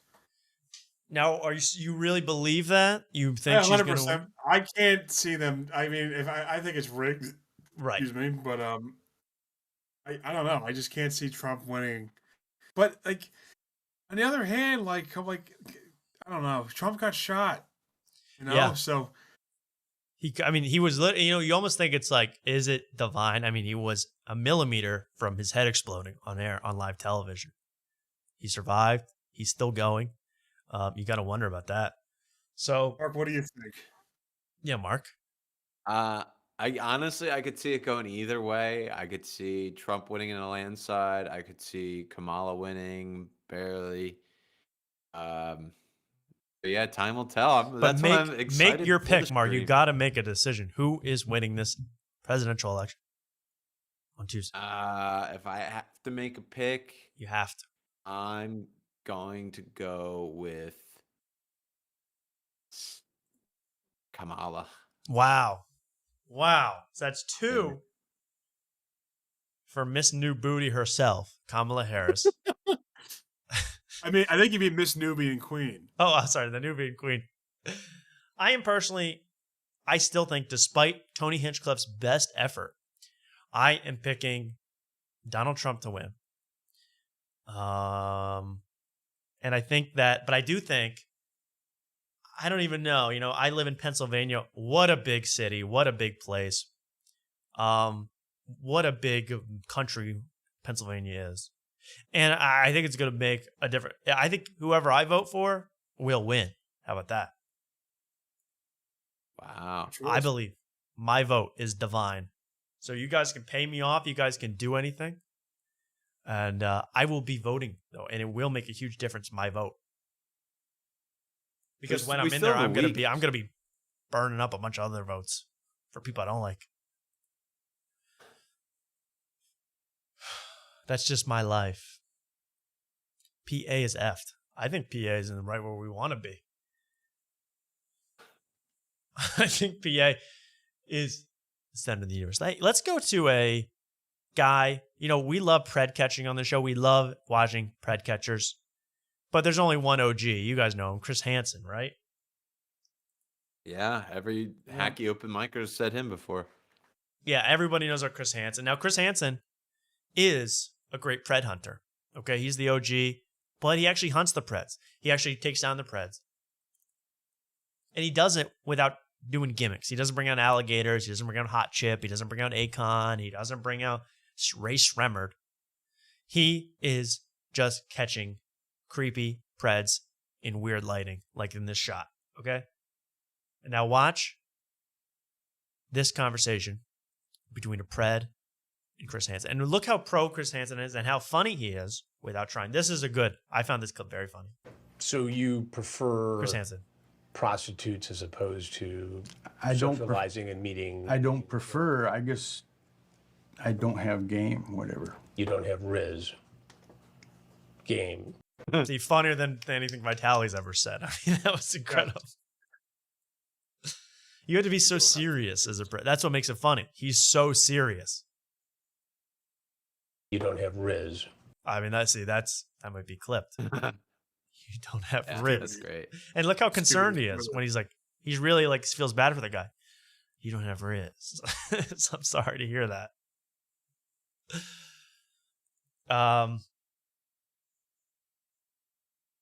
And you know what's sad? All the kids now say like, "Oh, we got Donald Trump on Joe Rogan before GTA 6." You ever heard that meme? Yeah. You know what's sad? That I mean, Astronomus brought this up in the chat. We're going to get, but you know what I'm really going to start saying? We're going to get GTA 6 before the new norm has a new episode. I mean, that's how. That's probably true. That's sad. I want a whole series. I want 8 seasons of the new norm.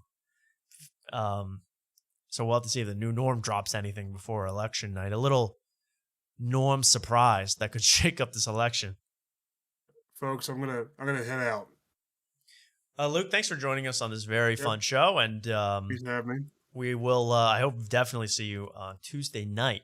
If you liked Luke, then he's got to be in a frenzy on Tuesday night. I will. I'll probably have a heart attack or something like that. Oh, that's good TV. All right, thanks, Luke. Take care, guys. See you, Tom. See See you, ya. Mark. Take care. See you. There he goes. Yeah, so we're thinking a new norm, especially if they do something about how kids are too gay these days. I think they could really sway the election. They haven't really tapped that market yet on the new norm. Oh man, Mark, can you believe what's happening in this country with Tony and all this nonsense? It's crazy. It's crazy to me. It's surreal, like, because I go to work Yes. and I hit the plus a new tab, and I get that MSN. Yeah. It's just automatic, and all those The stories news, that all show the up, news pops and up. it's it's surreal to see like Tony Hinchcliffe and a picture of Trump like right next to each other as the top Yes. headline. It's like That's this what I is said. insane. Where When I saw the Kamala ad where it was Kamala next to Tony Hinchcliffe, I said, "Why? What is why? Can we stop? Can we slow down the train here a little bit because it's gotten too crazy?" You know, Trump on Aiden Ross, Trump on Theo Vaughn, JD Vance with Tim Dillon. I mean, it's gone too nuts with this podcasting and streaming, and it's the new norm. I mean, let's be serious.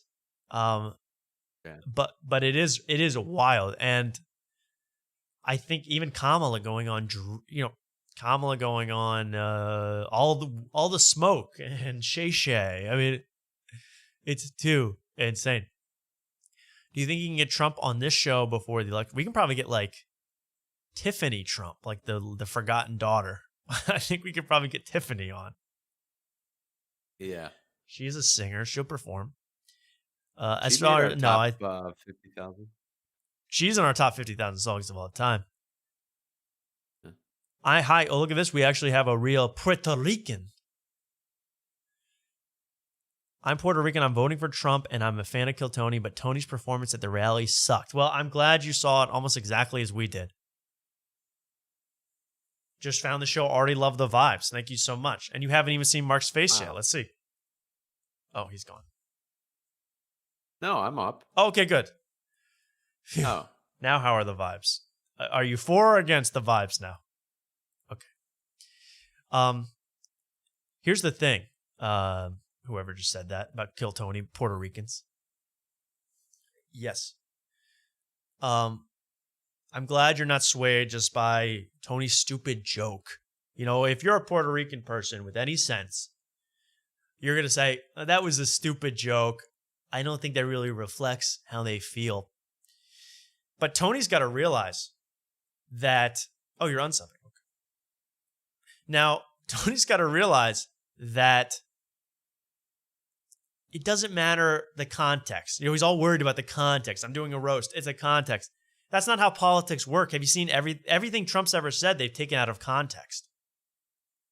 You know? Am I right, Mark, or am I wrong? They take everything out of context in politics. That's the point of politics, to confuse people, to make them think that Donald Trump hates all Puerto Ricans because this shitty roaster came up. I mean, I can see it from a mile away. So I don't know if you're going to talk, Mark, but Tony's naivete. No. He had a naivete to him that he thought, I can just do my roast, get out of there, another 100,000 subs. I'm going to kill it on the road. It's not. It's politics is a dirty business. Trump taught me that. Yeah, I don't know whoever. I mean, yeah. Both sides, it was a bad look, and it could all be by design, because now that Biden said something, now Trump gets to respond. Like, it's just a back and forth. It's literally they're just trading blows right here at the last second, like in one of those exciting UFC fights. But yeah, it's except it's between Donald Trump and a woman over the presidency. Over the presidency. I mean, I can't believe what's happening. I like that you're equally shocked that it's Donald Trump and a lady running for presidency. Like that's. Wait, you know, it's funny because if Trump wins this election, it will be 2-0 against women on presidential elections, but 0-1 against men. It's white men. They didn't even think about it. I mean, really. And they got a vice president with the name Tim, just like that other shitty Tim that ran in 2016. They had Tim Kaine, and now they're doing Tim Walz. Yeah. And nobody knows either of the guys, and it's such a disaster. But I think that, Tony should have, Tony's the come inside jokes. I mean, he should have used his massive brain that got him 18 billion minutes watched to think about what happens when I do this on a political stage. And also, I saw something where RFK Jr. responded to Tony's comments. He's like, he kind of like hinted that he didn't even know Tony. Meanwhile, he was on Kill Tony. But he's kind of like just have pushed. No way, really? Yeah. So I'm like, much backtrack. Yes, that's how dirty politics are. Like RFK Jr. is going to pretend, he doesn't even know. I don't even know the show. So it is so funny and so dirty, and that is politics. And Tony had no sense. I mean, I've said that a million times tonight, but the fact remains, Tony lost the plot here, and I think his DraftKings sponsorship is in jeopardy. I mean, he's sponsored by 10 billion things. He's still working with the electronic photo album company. I mean, he's like Shaq. He's like in everything. He's selling toner. He's on pizza. I mean, but it is going to hurt, and it puts a cap on what Tony's able to do, honestly. Wait, I had something brilliant to say about Tony. RFK. Well, I hope you guys are all voting for something. I don't really care. And here's the thing. Just one more thing about the Trump. I want to say this because before I want to get everything out, because by next week it won't matter. The election's the only thing that matters. When it comes to Trump and Rogan, I heard people upset that Rogan did not challenge Trump. Have you heard people like Rogan? It was like a softball interview. Rogan loved Trump. I'm going to tell you this. I could go on Joe Rogan. Mark could go on Joe Rogan. You at home could go on Joe Rogan. And Joe Rogan will love you. Joe Rogan loves everybody unless they don't want to smoke weed. And then he hates you. Then he wants to kill you. But as long as you approve of weed, Joe Rogan is your best friend. So that's the first of all. And that's the other reason that Kamala should go on Joe Rogan, but she cannot go on Joe Rogan because Joe Rogan will give her a softball interview. Joe Rogan will talk to her as a friend. But Kamala, who there is a real person deep inside of Kamala, but Kamala, as I've watched from Club Shay, she's only allowed to say 8 things. She can only say 8 different things. She's like a doll. You pull the string. She can only talk about the middle-class family. She can only talk about Donald Trump's economic failure. She can only talk about 8 things. So if she's put into a 2-hour, 3-hour interview, one of 2 things is going to happen. I figured this out completely, Mark. The first thing is she sticks to those 8 talking points, and everybody talks about how phony she is and how fake she is and how she doesn't believe in anything. She's a phony. Or she goes off book and acts like herself, meaning that the 8 things she's been saying this entire campaign are all fake. She doesn't actually really care. I don't even think she really wants to be president, if we're being honest. People said that about Trump, but I actually believe that when it comes to Kamala. I think she wants a bigger stage. She wants a bigger platform. She wants more money and fame. But now all of a sudden it's becoming real, and she's got to do what everyone says, and it's a little scary, and she has no beliefs of her own. I mean, look at all the things she's flip-flopped on. She does whatever they say. So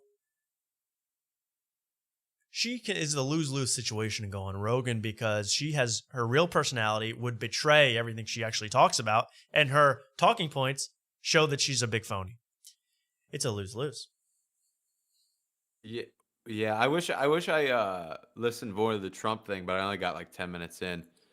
But yeah, I would like for if Rogan got to ask just like regular questions, nothing to do with the policy. And that was what was good in the Trump thing. I mean, he asked but he asked stuff like, this is the only good. That's what I actually think Rogan is good at. He asks questions that he's actually interested in. He was asking what's it like to be in the White House, aliens, weed, UFOs, the things that Joe Rogan cares about, which are whatever. It's things my 15-year-old cousin also cares about: weed, UFC, and UFOs. I mean, it's pretty, it's not that complicated. But those are the things he cares about, and he asks questions about that. And he would do the same with Kamala, but she's not ready for that. Honestly, she's not ready to have a real person conversation on tape. The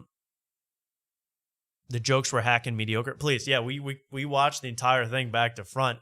You would like our coverage of it at the beginning of this show because, I'm with you here. And I think they, who would you have picked, Mark, to open at the MSG? You needed to bring out a comedian. It needs to be a comedian. Comedian? Who would you pick? I mean, Gaffigan did a good job at that thing recently. Well, at least I think he did. He was I don't good. know, but he seems pretty. He's a clean comic. I think he has an idea of where the line is. I think he's smart enough to recognize where the Yeah. line is and what Yes. joke would go too far, and he's clean to begin with. And yeah, I think Gaffigan would be the pick. I would have picked current day, out of shape, depressed Dane Cook. That would have been my pick. I like when Dane Cook comes out now and he's on Twitch and he has no energy and he just sits there and be like, died again. He does that for about 4 hours. But he could bring back his BK Broiler bit. He could bring back the NASCAR bit. He would crush. Artie Lang. I'll bring back Artie Lang. Yeah, let's bring up Artie Lang. So, I have no nose, but Kamala's got no brain. All right, I gotta go. I was doing coke with Hunter in the bathroom. Yeah. I was doing coke with Quincy Jones in 1997. I mean, we were out of our minds and, shit. I gotta vote Trump. I gotta go. Yo, Artie Lang, very interesting guy. I gotta go. The Yankees are the World Series. Yankees are playing. My Yankees. Yeah. But his Yankees. Artie Lang. Shout out Artie Lang. So I'm actually really happy that Kill Tony switched the episodes and we got the one with what's his name? Dr. Phil. Harlan Williams? Yeah, and Harlan Williams. Instead of the Ari Shaffir shits on a tent tarp episode. I don't need to see that. There's too much going on in this election. I don't need to see Ari Shaffir take a dump. Yeah, yeah. I don't know if they'll ever release that. I don't know, man. That footage is too good. I mean, we get to see defecation. No one knows what that looks like. Was not the place. Well, it's fine. You can think whatever you want out there in the world. Well, we had a lot of audience tonight. I mean, a lot of people seem to be chatting. I don't know the exact numbers, but you all know the deal. I'm glad you all came together and we rejoiced in the joy of this show. Not the hate, the joy. And we are, when we wake up, Mark, we have joy. But when we go to bed, Mark, we also have joy. Oh, I thought there was weeping at night. Oh, at night, we weep. At night, at around 2 a.m., you wake up with a little bit of gas. And then you have joy again. Joyful morning. Hello, church in the morning. Hello, beautiful, beautiful Hindu temple. I mean, church. Oh, shit.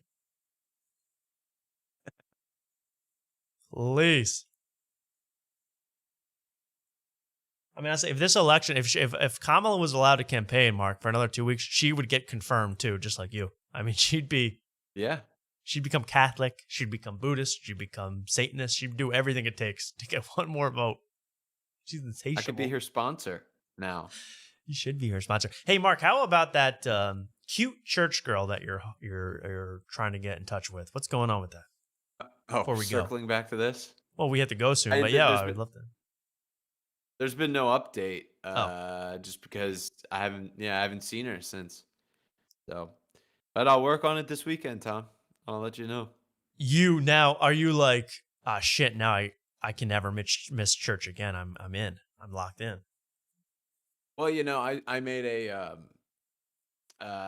a promise to the deacon who ran my confirmation class that so when you get confirmed, you got to say, oh, like, you reject Satan, blah blah blah. I do. And then you rejected Satan. You didn't have trouble with that part. I rejected Satan and all his works. But the last one he threw in, he's like, now this one, they won't say this at the confirmation, but this is just for me. I promise to go to church every Sunday. And I was like, I Wow. do. Except I go on Saturday nights. But I guess it's the same thing. Counts the same. Where did you tell him like now I have to change my schedule? I don't really feel like that. Yeah. You pull him aside and be like, well, actually, How do I like have a couple how does conflicts. like Thursday afternoon work? Because I can't do Sundays. Yeah. But yeah, so now I gotta go. Yeah. Well, but now I have. I feel bad saying this. Maybe I should go to confession, and that's kind of what I'm gonna do this Saturday. You I'm have gonna to do go that now. early. Yeah. I'm gonna go early to go to confession. Yeah. That way, I have an excuse to show up early and to talk to her. Talk to her. Talk to her in that. Yeah. Well, that's good. And are you gonna confess like, hey, I'm really into this chick that works here. I mean, can we get this hooked up? I know it's a sin, but I'm into her. It's not. What's a sin about it?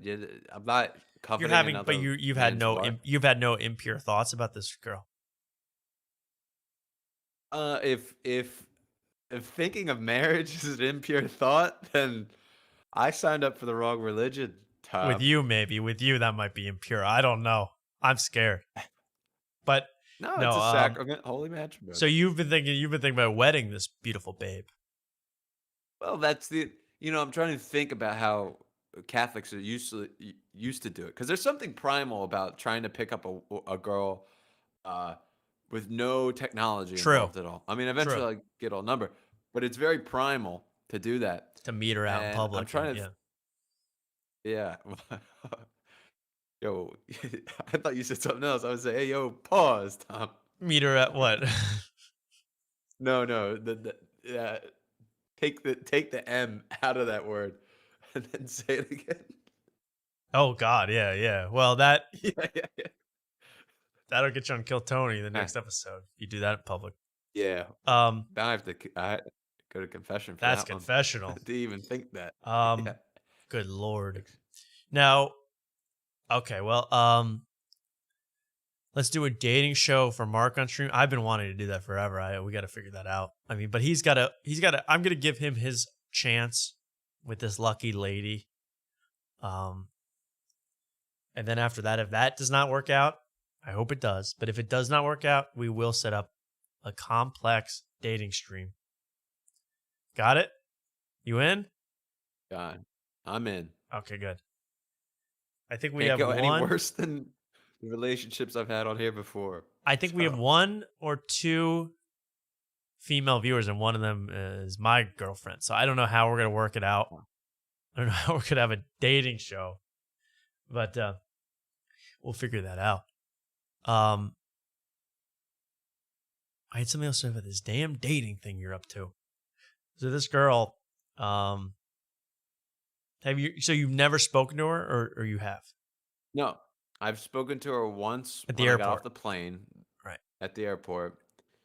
And then the time I interacted with her after that, I made eye contact with her, and then she went to wave, but I kind of already looked away, but then I could see that she kind of already waved. Oh. And I was like, oh shit, I messed up. Well, you know what? The Lord will work it out for you. Yeah, but no. Then the last thing we left it at was I waved to her, and then we actually waved. So wave to her. That's my new. A wave to her. I'm gonna try to go viral with that. Mark's very innocent. Wave to her. That's PG. It's a PG Hawk Tua show. Yeah.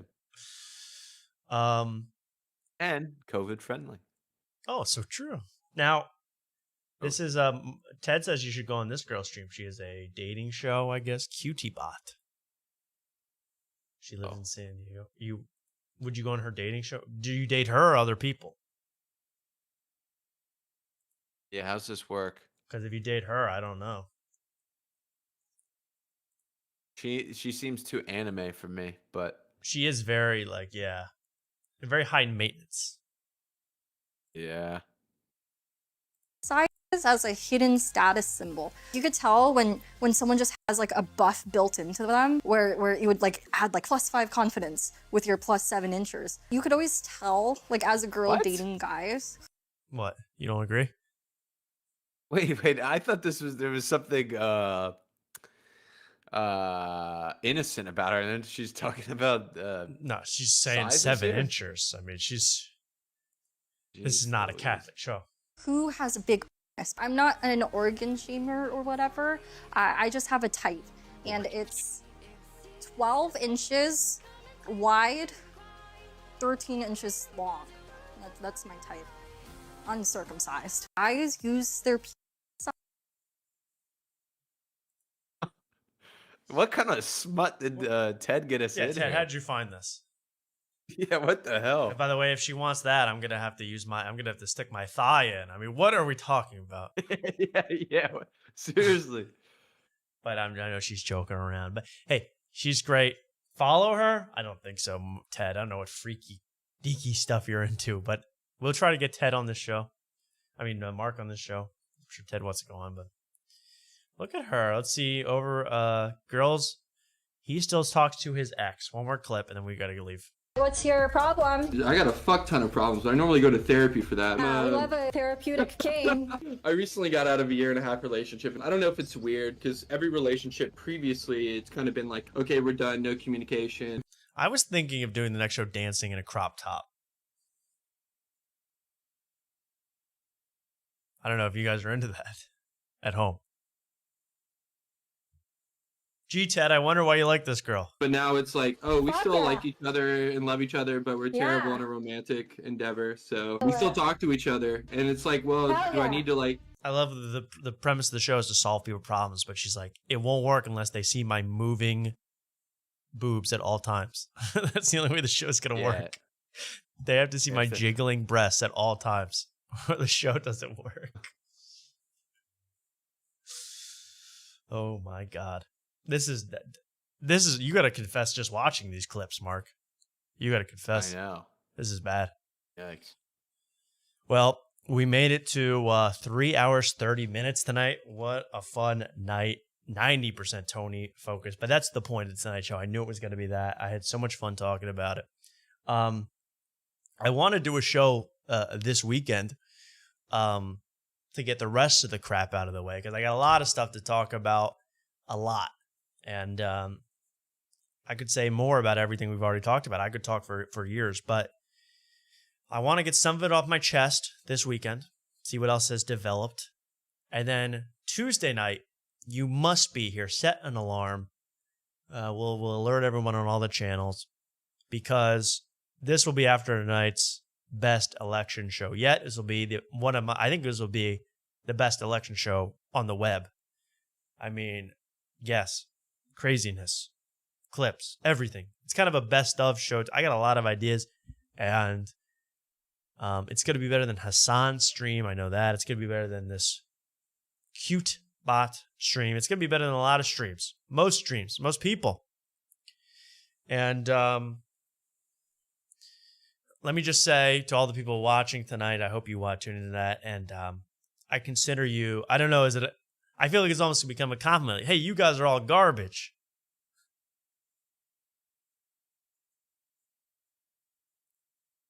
Maybe Joe Biden had just watched Are You Garbage, and they call them, like, all their fans, they call them like garbage heads. And he's like, oh, that's pretty cool.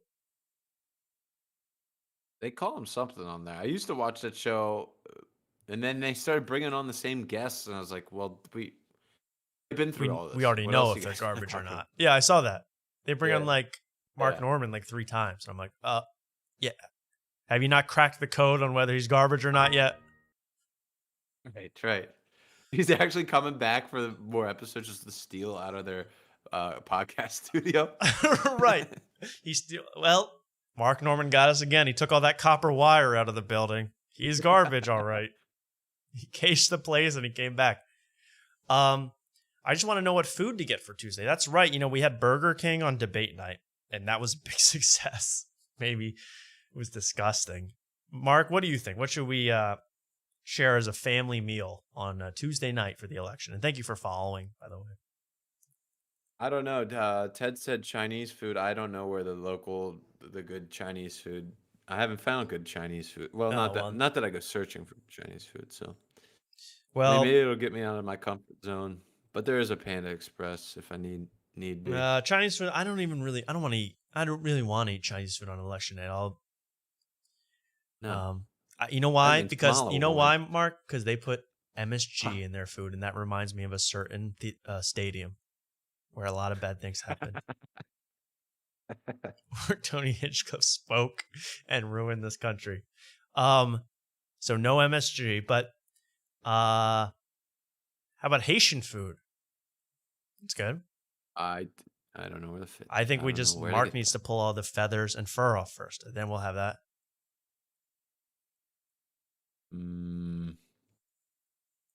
No, I think good callback. Haha, thank you. Let's think about it. But I think I almost want to say what's more American than McDonald's, but that doesn't seem that interesting. This whole election cycle has been about McDonald's in a way. That would make sense. Taco Tuesday. Should we do tacos for all the migrants out there, for the Puerto Ricans? What's Puerto Rican food? Oh. I don't know. It's a bunch of crushed cans between two slices of bread because they're garbage, according to Tony Hinchcliffe, that evil racist. Puerto Rican food is good. I mean, I would get Mexican food. That would definitely be maybe we could pretend it's Puerto Rican food. Who would know? You must have good Mexican near you, Mark. You probably have a Mexican living in your house and you don't even know it. Yeah. Well, there's a Mexican food truck down the street. I had never tried it yet. Is that where everyone gets beat up in front of on 6th Street? Probably. No, this is not on 6th Street. It's by where I live. But there's food trucks and the food. Well, this is a whole other tangent. It's not. It doesn't. Yeah, I don't need to go into it. We don't need to go into it. Okay, well I'm gonna look one last time. See if there's a new Texas street fight. I just got inspired, and then we'll leave. The Yankees scored 11 runs. Did I read that right? Yeah, 10 or 11. They have had no new updates. There's none. I think I've watched all of these. Let's just go to an oldie, maybe one we haven't seen before. 2 guys getting into a fight and taken down by police. 6th Street, Austin, Texas. Oh, this is a real brawl. Yeah, it's blood already. I'm really looking at this for the food trucks. Possible spots for Mark to eat. This is a real fight. Grappling. Nice off-white belt.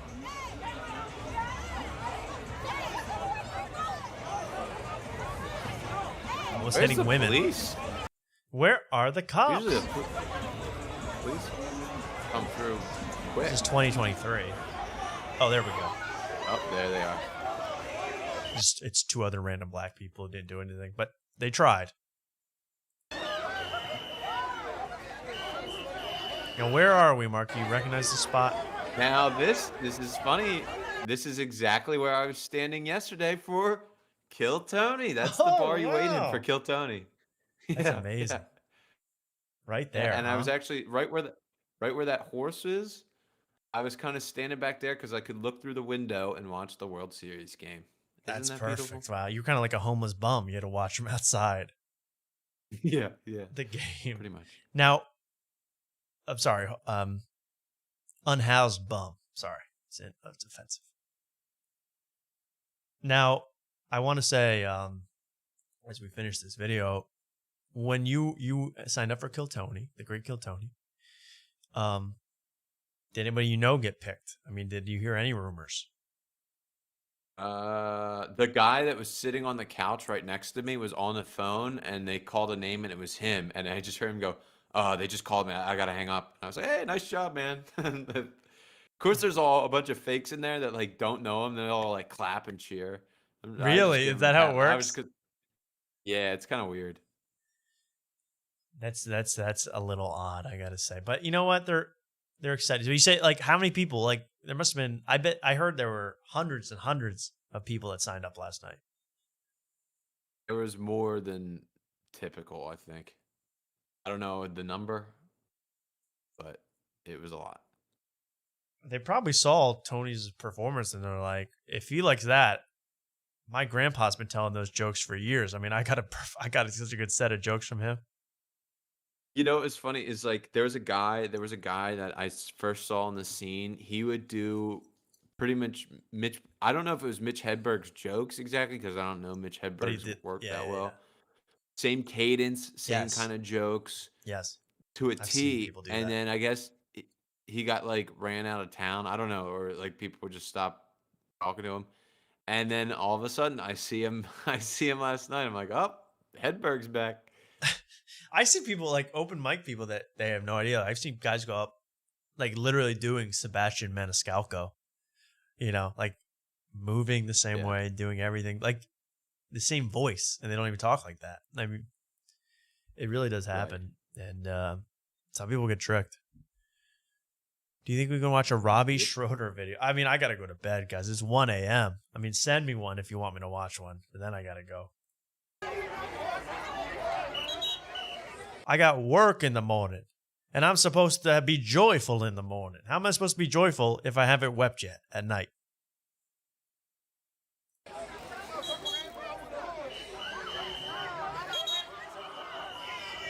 I want to see one more fight. Come on, give me another fight. Has a horse like stomped anyone's head and exploded it yet? At these Not events? that I've seen. They typically keep them. They walk them. Either keep them on the side or they walk them right down the middle of the street, and they're like blowing whistles and horns so everybody gets out of the way. But yeah, I'm scared of those horses, man. But They're still, big- like they're if big. you're being tackled by a cop and you don't even know where the horse is, they could stomp your head like a grape. Right, I know. That's the scary thing. I was thinking about that. I just wanted to see a shot of a food truck to know where to eat around here. It's the piss-stained, horse-shitted streets of Austin, Texas.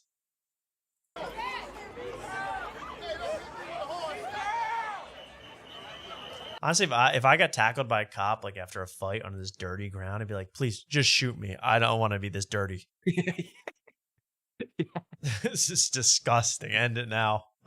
End it.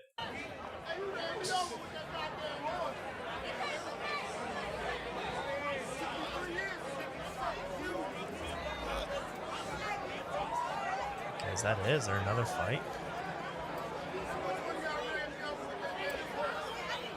Okay, so apparently some guy's shoes got scuffed by the horse and he's asking for money.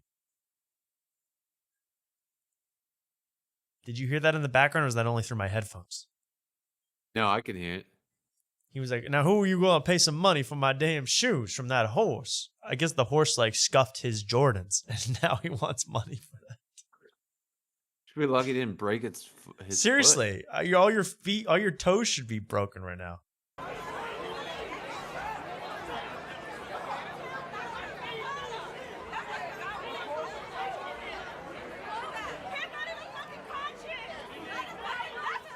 That's it, huh? All right. Oh wait, here's one more small fight, then I gotta go. Oh, yes. Mexican standoff. Mexican standoff. Oh. Uh-oh. I've got the high ground, Anakin. Oh, there was no fight. There was no fight. Oh, he's fighting a cop. Never mind. Oh my god, you idiot.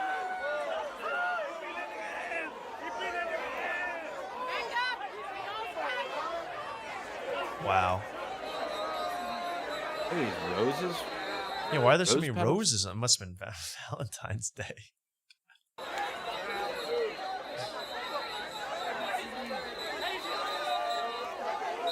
Oh, they're beating the. If you hit a cop, they are allowed to just beat the shit out of you for 10 minutes straight. I mean, really. Why do they use horses? Because why, Mark? Explain. Because they can't drive cars through the busy streets. Crowd control. That's Crowd what I've heard. Yeah, they're giant horses. They're scary. Yeah. Is that written in a law book? No, but every time I see a guy like shove a cop or you know, swing at a cop, I guess they must be allowed to do it because then they just wail on you for like 5 minutes straight. So they must be allowed Well, to. Yeah, I mean, at that point, it's self-defense. You could Yeah, honestly I probably agree. shoot I know they take it way too far because it's self-defense, and then like 3 of them gang up and all hit him.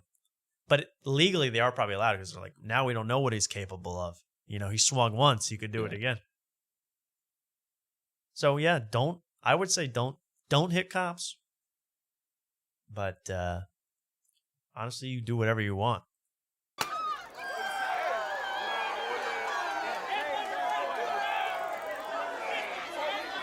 They tased and they did. All right, let's watch this Robbie Schroeder video. Then I'm out. I'm gone. Look at what am I gonna do to get the attention of this guy. People in the corners that I don't really need attention. I don't need anybody in here. Just maybe the people with the keys. Anybody a latchkey kid here? That's when you walk home and you get a key outside to get in your house because your parents don't watch you. Yeah, you. This is one of I've been to these mics, the shittiest places you could perform comedy, right? This is where you're in a bar, no one knows that you're doing comedy, and people are just talking and kind of ignoring you or yelling at you. Well, you can see clearly in the background there's pool tables, so they're shooting pool. So you're hearing the constant clacking of balls as you're supposed to be. Clacking of balls, and they hear the constant droning of somebody's voice. They're like, can they just play music in here? Yeah, seriously. All our lives would be improved if they just started playing Sweet Caroline over the speakers. Not whatever this is. You, ding, ding, ding, ding, ding. We got a winner. When does a boy become a man, and when does a young man really still a boy? When they can fuck. When they can fuck. Hell yeah. Or once they do fuck. I heard you can't really be a man till your father dies. Is that right? Anybody have their dead dad? You have a dead dad. We got a winner. Ding, ding, ding, ding, ding. We got 2. So this is where like the people that don't know it's comedy are like, why did they give this deranged person a microphone? Who set that up? Yeah, dude, he's yeah, I love him though. I love him though. Honestly, I hope he never quits. I mean, we need him. Dead mom counts. Dead mom counts. We got a real woman over here who's dead mom. Young dead mom. You look pretty young. Oh, and it ends fade to black with dead mom talk. Fade to black. With no jokes, dead mom talk. Okay. There he is, Robbie Schroeder. He knows. He knows more than I do. Thank you guys for watching the show. Did you guys hear there's a thing of garbage floating in the water? What if he did that? Yes. It's called Puerto Rico. Sir, did you hear that, sir? Do you know about Red Bar? I do know about Red Bar. I'm aware. Do one more short. I can't, dude. It's 1 o'clock in the morning. I'm ending the stream saying, I apologize for showing Robbie Schroeder. I just want normal comedy. I want the new norm. And I want you guys to, if you like the show, follow the show. I really appreciate it. And Mark appreciates it even more. And we will certainly be back. That's the last I'm going to say about that. Well, we will be back this weekend and on Tuesday for the election stream of your life. 2024, after tonight, decides the election. Mark, final words for everybody. I got to go. We got to go. That's the final words. We got to go. I got to go. Everybody wants their host to be like that. We got to go. We got to go. Okay. See you, Mark. Peace out, man. All right. Everybody else, I sent your show to a Netflix producer, and they called the cops. I don't doubt it. Thank you guys all for watching, and I'm going to try to get my voice ready for next Tuesday. So enjoy yourselves. This is Shawty, what's up? We gotta go. My voice is shot. Bye-bye.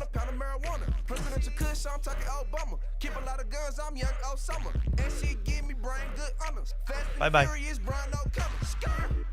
I don't give a damn about your man. Shot it, what's up? Every day we blow loud in this bitch. Oh, and thank you to everyone who followed the show. I hope you come back. And, peace out. After the show, hit the hotel, no disturbance. We on the top floor, hotel suite, shot it, look up. We can have sex, let's get drunk, do some push-ups. Shotty, what's up? Shotty, shotty, what's up? Shotty, what's up? Shotty, shotty, what's up? Skirt. Blowing on a pound of that fruity. I'm a young dog, no Scooby. I'm finna make a Cinemax movie. Girl, give me ass, no cooties. I'm trying to have relations with your booty. I am. Do you wanna be Miss Fully? I don't spit lies, everything truly. Girl, do it feel wet, feel gooey. Can I shoot it like a Uzi? I like you up like a bad juvie. Beat the pussy up, you gon' sue me. Damn. When you want this dick, cue me. Tell me. This a buffet, no loobies. No way. In the bedroom, it gets spooky. I go a lot of miles like booby. Oh, this right here too loud. People take caution.